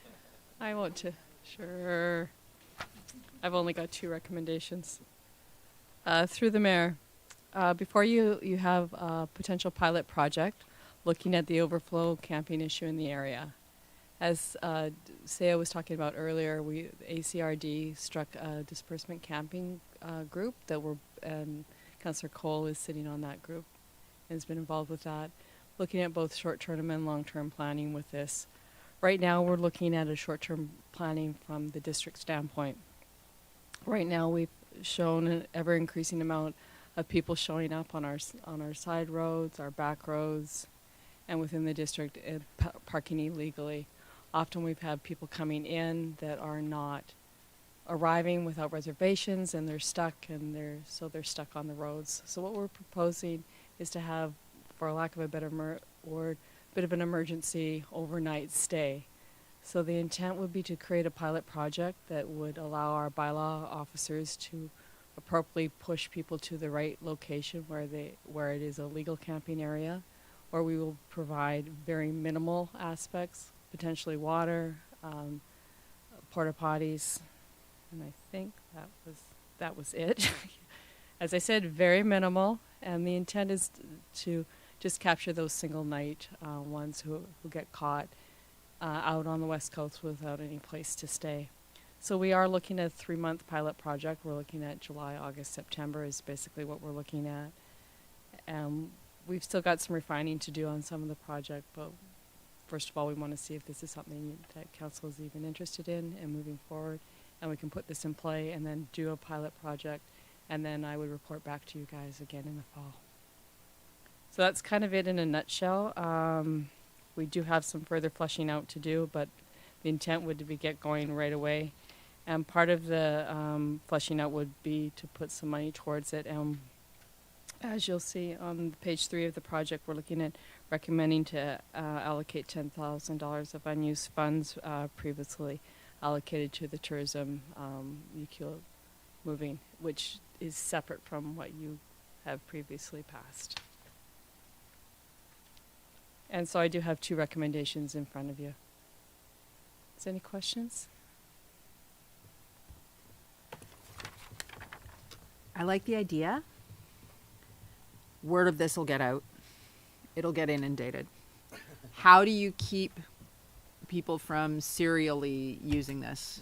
I know you've said it, I mean, it says in here that you'll take a license plate, but I'm like, so somebody comes and they're like, oh, well, I just have to find somewhere else on the back roads for the next night, and then I can come back and use it. So that was something that. What about, you talk about gating the seaplane base area? That area is used to store semis by some companies. I'm assuming there'll be a discussion about that, because where do those go? So if I may, Councillor Hoare, one of the issues with the semis is we have told them in no uncertain terms that they were not allowed to do that, and that we did that last summer. So they've already been put on notice on that place. The other end, and our CAO and myself were talking earlier, is we might look at not actually gating because it creates a restriction to the area. We might sort of cordon off a section, but we do have an area.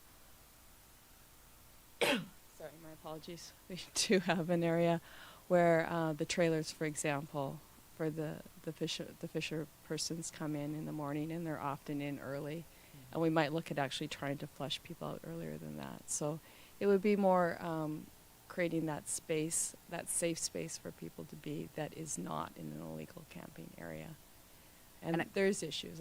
Yeah, I'm not averse. It's just things that, like, thinking about this, you know, there were a whole lot of things that came up. I'm like, what if there's an emergency? How do, you know, something happens? How do I get out if there is a gate? You know, I'm like, do we have directional traffic control spikes? I actually looked up what they were called, you know, so where you could drive over them, but they pop up so you couldn't get back or.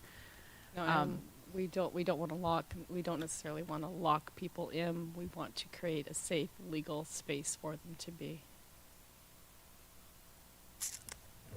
Yeah, I worry about an unmanned space. I worry about it being dodgy. What if, and part of the reason that I'm thinking about this is that one time, because it's that one cousin of mine, turned up without a reservation of any sort. Yeah. Called me at 10 o'clock on Friday night from Port Alberni. I didn't get the call because I was in the middle of something. I picked up the voicemail, and they were literally on their way through the pass. Got here, no reservation, nothing. I couldn't, they ended up camping on the side of the road.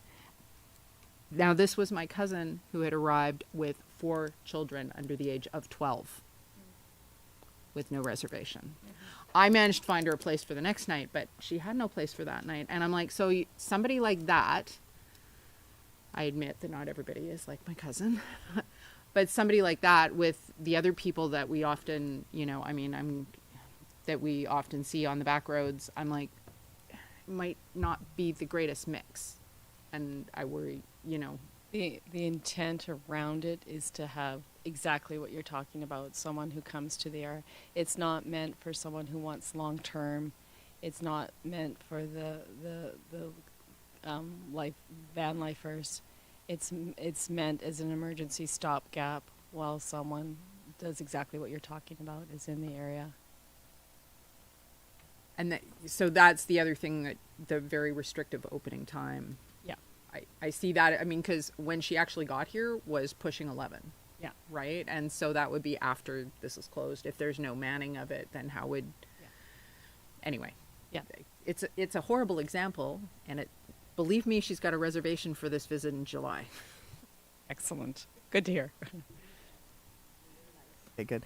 So I'm just wondering, because just before COVID happened, when Pools Land closed in Tofino, and I was concerned about a tent city developing on the front lawn of the municipal hall, I came out and I said, maybe we could find a space that we don't have to advertise it. We could tuck it in our back pocket, and it'll be all legal, and it'll be between this hour and this hour, because people have a right to shelter, and they can shelter wherever they want to shelter. They truly can.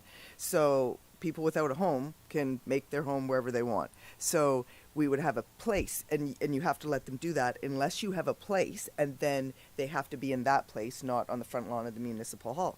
And I said, could we do this? And then it was, well, how are you going to not let it be all of a sudden there's free camping in Ucluelet? I understand this has a price tag attached to it, and this is, but you're going to have no way to be able to screen undesirables from mixing with the family that just needs to be in a safe place, and you can't police it, and you can have bylaw down there collecting money, but I just feel as though it's an open invitation that forget we told you, and we have that little creature, salty, yeah. And saying make sure you don't come unless you've made plans. Now we're accommodating people who aren't respecting our message. I thought it was a good idea before, and for all the reasons that it wasn't a good idea then, I still stick to it's not a good idea now, but neither is camping on the back road or in front of my house or whatever. So I'm saying it's problematic, and I don't have a better solution. So, but I'm just pointing out those same things still apply. It's funny that Councillor Cole and I always fight over who's going to go next, but she just grabbed most of it. But I think You stay down. I've been thinking a lot about this, and I've been kind of going back and forth about, what we really need is a place where for our businesses and our people that are living in their vans and everybody live. But then I'm like, oh goodness sakes, what are you talking about? But I'm thinking, Tourism Euclid has spent a lot of money on this new educational thing, and I'm really hoping that Salty just takes it for the team there. And with Saya and the tribal parks thing, I think it's a good start. I'm really hesitant, as of a lot of people on this table, as to be putting that out there for free camping when we're trying to deter people. So I think people should need to be more educated about coming and making sure they have a reservation.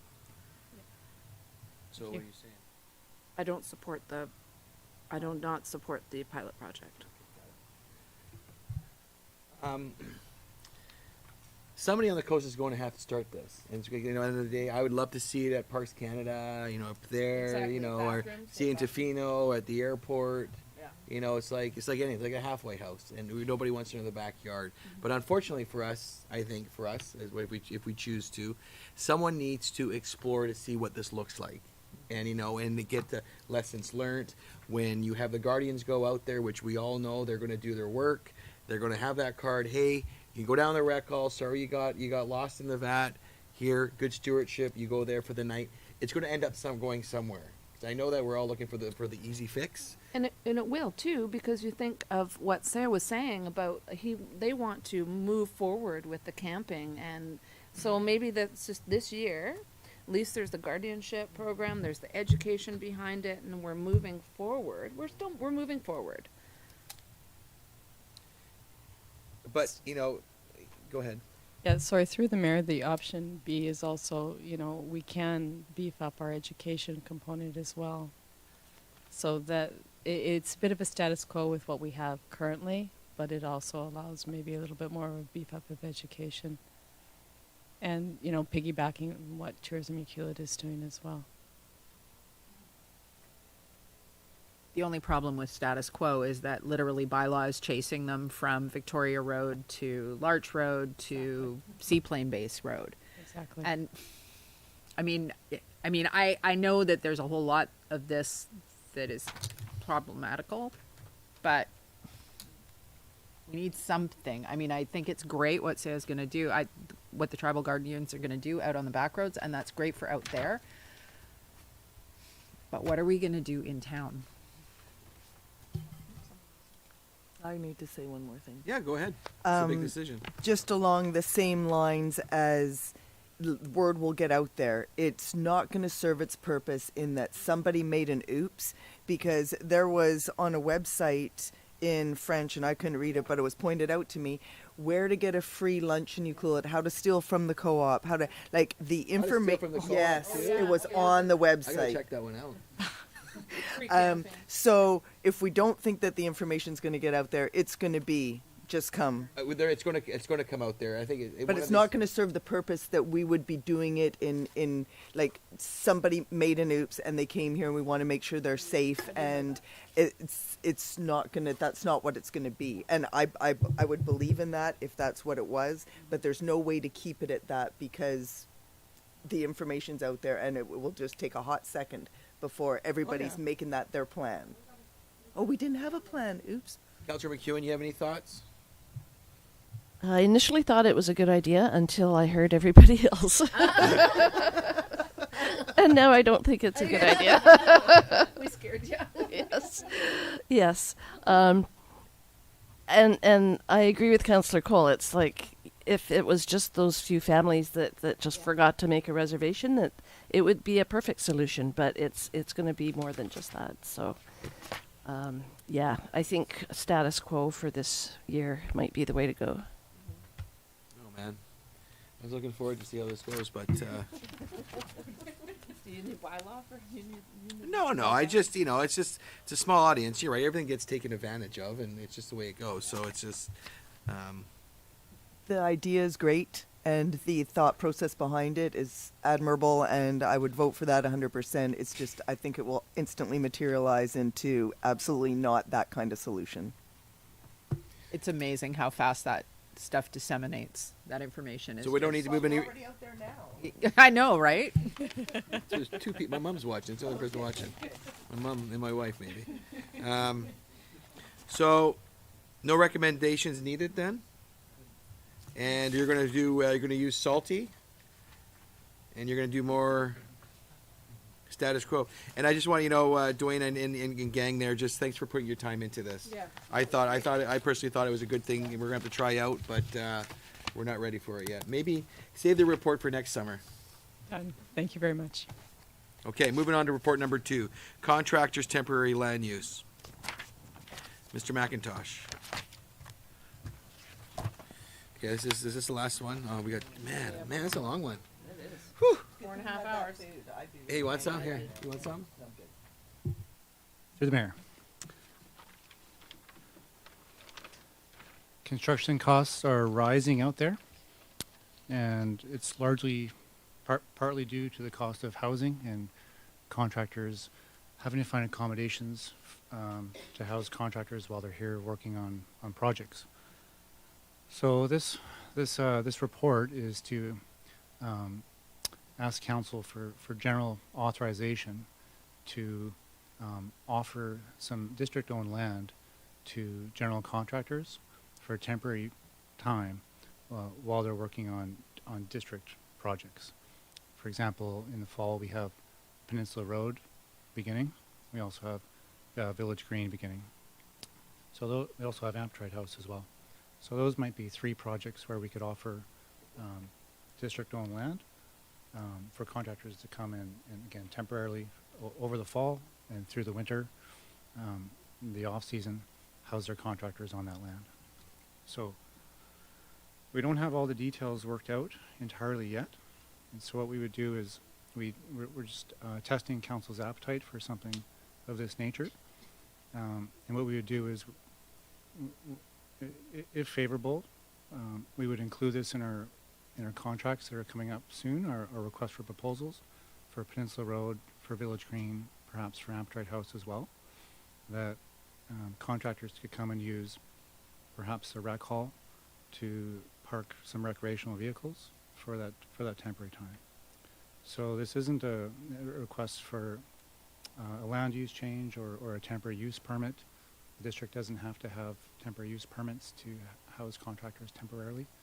But we do have that program in place, that temporary use program. So essentially the administration is thought out and on paper, and we could closely align the development of this temporary program to that program as well.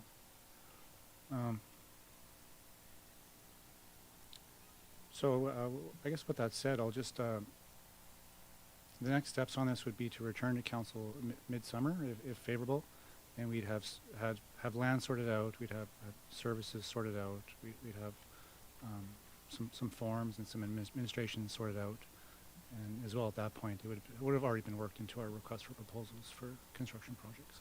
So with that, I'll just pause for questions. I think it's a good idea. I think. Whoa, you okay?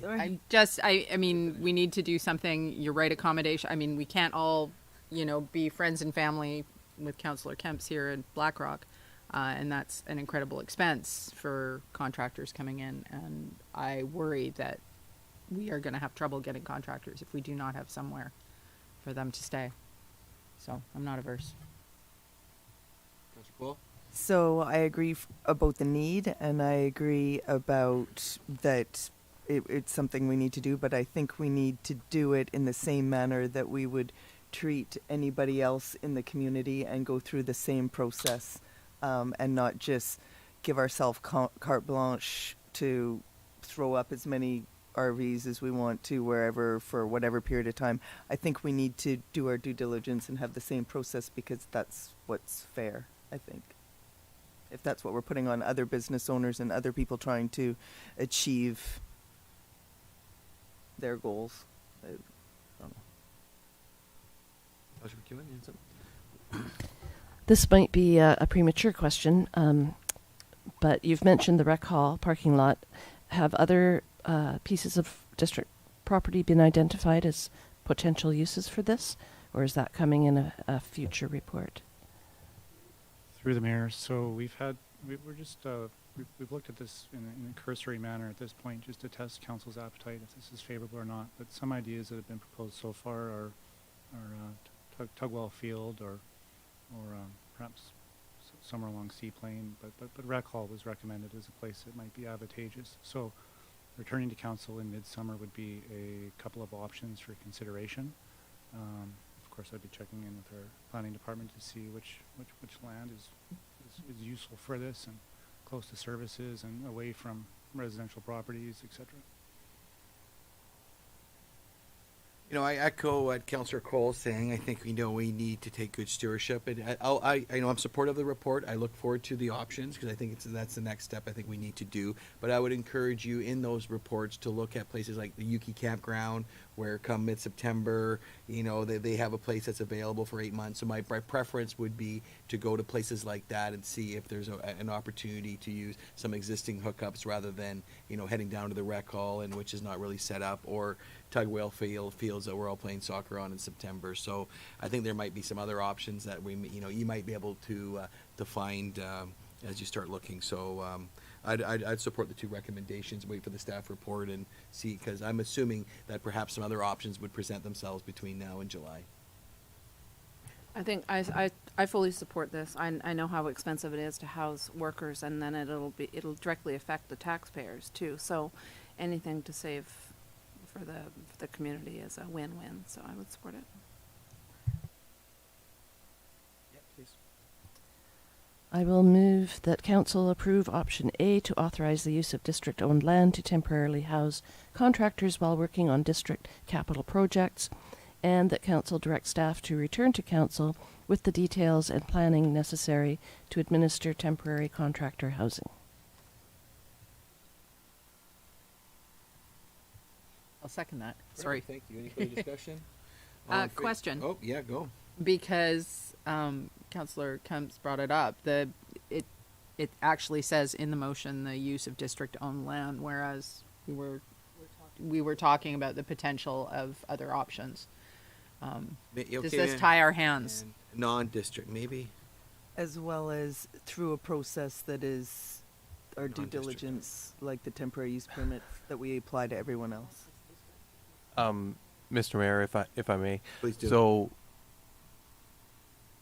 this would authorize staff to investigate land that we own to undertake this if needed.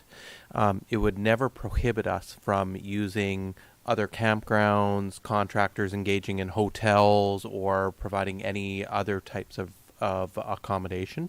So it would be a combination thereof. This is all this is requesting right now is council favorable of us investigating the use of our land for this purpose, not that we shall use it for this purpose. Yes, I totally agree, because if it adds a huge expense to Thank you it. for the clarity. So, all in favor? We're still going to go through the process. Yeah, we'll give you some options, yeah. Yeah. All in favor? Opposed? Carried. Thank you. Thank you. And report number 3, recreational vehicle parking pilot. Welcome back, Mr. McIntosh. Through the mayor, thanks for having me back. So, seasonal recreational vehicle parking has been a concern in the district for many years. As far back as I can trace it through our records, in 2006 even, there was a bylaw created to limit recreational vehicle parking on Peninsula Road. So, to manage parking better, including recreational vehicle, in recent years, district staff have done a couple of items to move that forward, solutions forward, including building the Cedar Hub parking, and as well as designating Cedar Park for a little bit of recreational vehicle parking. So this pilot, what district staff are proposing today, is a pilot throughout the summer, just to put up some signage throughout the district to both direct recreational vehicles throughout the season to some predefined areas, some designated areas, and some signage also to prohibit recreational vehicles from parking in known problem areas, and then also producing a map or a guide to communicate and inform those that want to park recreational vehicles, favorable places in the district to do that. So the pilot would be using readily available land and areas that are favorable for parking RVs for the months throughout the summer, using what I've described there, and then returning back to council in the fall for an update on how that pilot went. Thank you. Any questions? Councillor McEwen? Thank you. One of the areas you've mentioned is Smallcraft Harbor, and I would suggest that would be a terrible choice during the summer. Boaters themselves can't even find parking spots, let alone if there are a bunch of RVs in there. So I would remove that one from your list. Strike it from our map. Comments? I think it's a great idea. There's a lot of places where people park RVs that, I mean, they're parking them where there is no parking at all. And when they park them in front of frontages, you can't see. The businesses can't see out. Nobody can see that the business is there. They're hidden by a massive RV. So I think it would be a good thing. I'm in support. Just getting them off Peninsula Road would be nice. Yeah, exactly. Okay, there's a recommendation. I will move that council approve option A to authorize staff to undertake a recreational vehicle parking pilot project for 2022. Second. Any further discussion? All in favor? Opposed? Carried. Thanks for that report. Thank you. While we're on parking, question? Yeah, go. Any thoughts towards, parking limits posting? 2-hour parking limit, 15-minute parking limit? Just throwing that out there. Yeah, It's June already. That's Through the mayor, just a quick Yep. comment on that. So this pilot really forms part of a phased approach to manage traffic in the district over the long term. And so what we're planning behind the scenes, and budget still has to be worked out, and programming has to be considered, etc.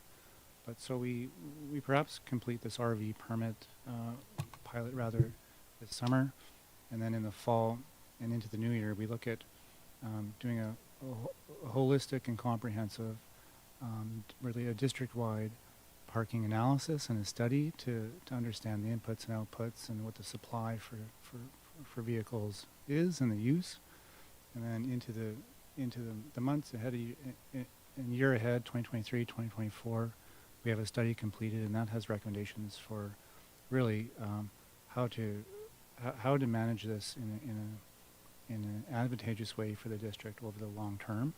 So that might look like recommendations for increasing parking lots, perhaps, or really directing vehicles through certain times, or limiting parking, or some items that I haven't even considered yet today. Thank you. Okay.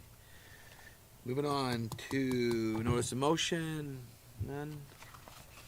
And correspondence. Anybody like to pull any out? Go ahead. I would like to pull out the a letter from Ardent Properties. Okay. This is just for the mayor to staff regarding the ridge. Are we just waiting for line painters for that area? Mr. Lawrence. Mr. Lawrence could probably answer that. Yes, so we have reviewed that letter, and we can definitely add in some line markings for the crosswalk across that driveway. It is our statutory right-of-way and our trail, so it makes sense. We do have a line painting contract that was just signed today. So they will be coming in the near future to do a lot of updates for line painting, and we'll add this on. Great. Will you just be contacting Miss Bryce and We'll letting her advise know them, and yes. advise her? Okay, thank you.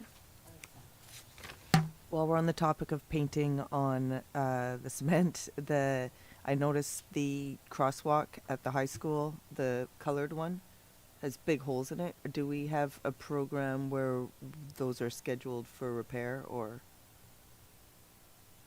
If we don't, we will. Okay. Holes in potholes, or you talking about holes in the paint there's missing? No, now cemented. Oh, I gotcha. Okay. Yeah. I always take it right there, so I always miss it. Okay. Moving on to information items. Resolution tracker, any questions from anybody? No? Okay. Moving on, mayor's announcements. I feel like I should say something, but big win on the clinic. I guess we'll celebrate that one. Pop, there goes the champagne. That was a big one. So thanks to council and staff and Mr. Lawrence. We, well, it's still open. We bought some time. Thank you. Okay, moving on to council committee reports. Councillor McEwen. I attended the May 18th open house regarding Monado Bay housing development, as well as the May 24th committee of the whole meeting regarding the same development. The open house was well attended, and I think a lot of people got some answers that they were looking for there. I also attended those two meetings. Also on May 19th, I attended a chamber meeting. Kennedy Lake is now open for those of you that want to know. We're up to almost 300 registrants for the Edge to Edge Marathon. Tabby. There's also a media release coming out, hopefully early next week, regarding the chamber building. So May 18th, I attended my PAC meeting. Grad is scheduled for June 18th with a parade.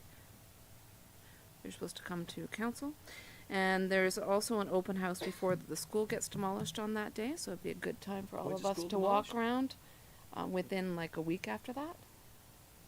So we might need to walk around that day. June 18th is grad. I will be attending my last PAC meeting. I've been on PAC for 16 years. Wow. And DPAC. I attended my last DPAC meeting on Thursday, and then my last PAC meeting will be in June. That's crazy, but I want to do a big shout out to Carol Sedgwick. She has taken on the new role for 2022-23 as principal of UES. So I want to congratulate her. That's it. Yeah. All right. I also was at the open house on May 18th and the committee of the whole meeting. I have a visioning session with the Wild Pacific Trail Society this weekend and a meeting for them tomorrow night, for which I'm missing the co-op AGM. Meh. Can't be everywhere. I want to comment that the broom is in full bloom, so get your loppers out and cut the damn stuff because it's driving me crazy. My allergies are like through the roof. And I've got something else that is not, it's not really a report, but it's a comment. So a couple weeks ago, I was having a conversation with Chris Martin from the Food Bank on the Edge. And we talk every week because I go and cull through the veggies and fruits, and the usable stuff goes to the food bank. And she commented that that particular week they had used up all the food at the food bank, like all of it. There were a lot of people that week. Now this was about second week May. And I said to her, oh, well, that's probably new people coming in for the summer and maybe they've started their new job, but they don't have their first paycheck. She said, no, these were all people that were already registered and on our radar. So I said, well, is this going to be a thing? And the following week she said, no, it was normal amounts this week. Just for whatever reason, there was a spike that week. But it got me thinking. Some people have a stigma about the food bank. And you know what? We used the food bank when I was a kid. My mom was working and she was a single parent with 2 kids, and something would come up and she couldn't afford food. And there are lots of people in this town with the rising inflation who are having trouble making ends meet. And so our millions of viewers out there, damn it, there is nothing wrong with using the food bank if you need it. They are there for people in need. I have read 3 articles in the Globe and Mail in the last 3 weeks, all talking about the increasing inflation and the effect that is having on people's incomes. Anybody on a fixed income is in real trouble. And I say that today I got a delivery of fruit and veg in, and one item doubled in case price, my cost. You know, What item was that? Organic oranges. Not everybody buys organic oranges, and probably those, you know, who are watching their pennies don't, but literally doubled in cost. And this happens, you know, things go up and down, and we do what we can, but there are places where there is help if you need the help, whether you're working or not working. And I just wanted to say that.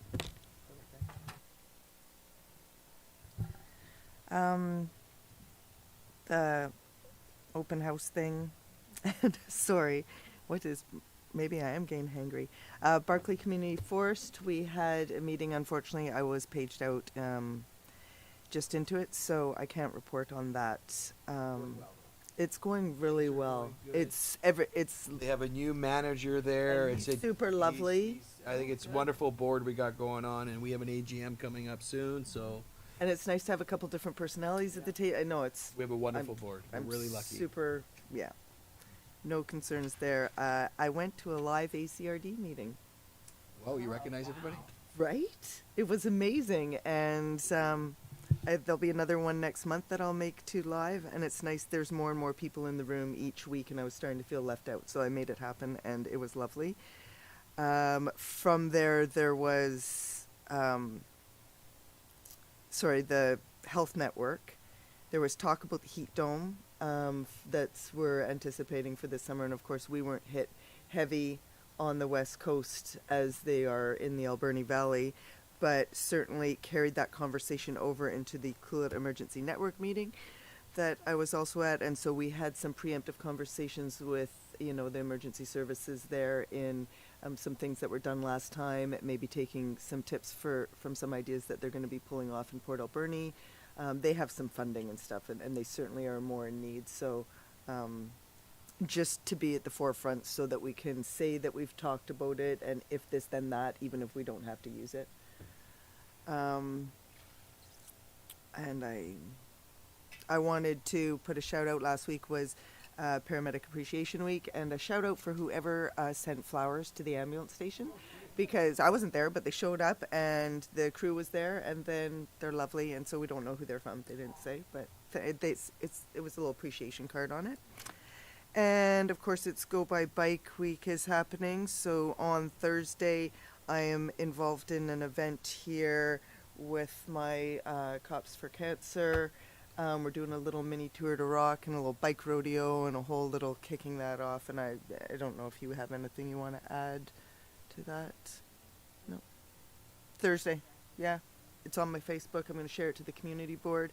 And also I have a walking group going on with Community Paramedicine and the Pacific Rim Hospice every Tuesday at 1400. We meet here in the parking lot across the street. So if there's anybody 65 and better that wants to get out and get moving, that's it. I'll make an exception if you want to go. Thank you for those reports. And one thing I wanted to bring up, just regarding airport lands, I'm hoping that you can perhaps give us an update, or we probably don't have the answer right now, but just in general, land use plans for the airport, because I just see there's new users popping up, and I don't know who's, like, you know, I see, and I drive down the road, I see greenhouses, I see RVs, I see sea cans, and who's approving all that stuff? Yeah, that's all going from the West Coast community, or through the ACRD. I think there's some things that I haven't seen pop up at the table, Right. but I will come back to you. That'd be good. I'm just kind of meeting tomorrow with the West Coast Committee, and then try to get a fulsome view of what the current status or upcoming status. Because it's one of those things that I think we continue to talk about is what the land use study looks like. And in the interim, I'm just trying to figure out how do you get a piece of land out there? Because, you know, I'd take 5 acres and Yeah. do something. I don't know what's what in the zoo there, but it's definitely. Do you attend any of the West Coast Committee meetings? Okay, okay. You're welcome. Are they in Tofino? We're still, Virtual. Yeah. Oh, gotcha, okay. They used to do them on the West Coast a little bit, so. I have one question for Shal. Yep. So through the ACRD, have you heard of any grant applications going in for that bike path extension for the upsheet? yeah.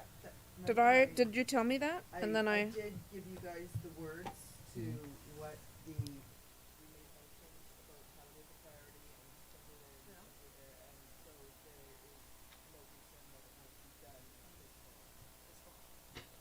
No concerns. That it won't be. So do you want me to? No, no. No. It will be done. It will be done. Yeah, Oh, they will be made it done. a priority. So it's not like Oh, great. transit. Motion's made. Perfect. negative. It was okay. You did. Yeah, it's a little late. Okay, So it's okay. not like transit. We'll be in 2029. Okay, now question period. Does anybody in the audience have any questions? I'm not seeing any heads. Can we just double check on Zoom if there's anybody like to speak? You put your hand up or hit *9. There are no hands raised on Zoom and no callers at this time. I'm just checking the community Check input the email. email, and there are no new emails. Okay, we're adjourned. Have a great evening. We're losing our attention.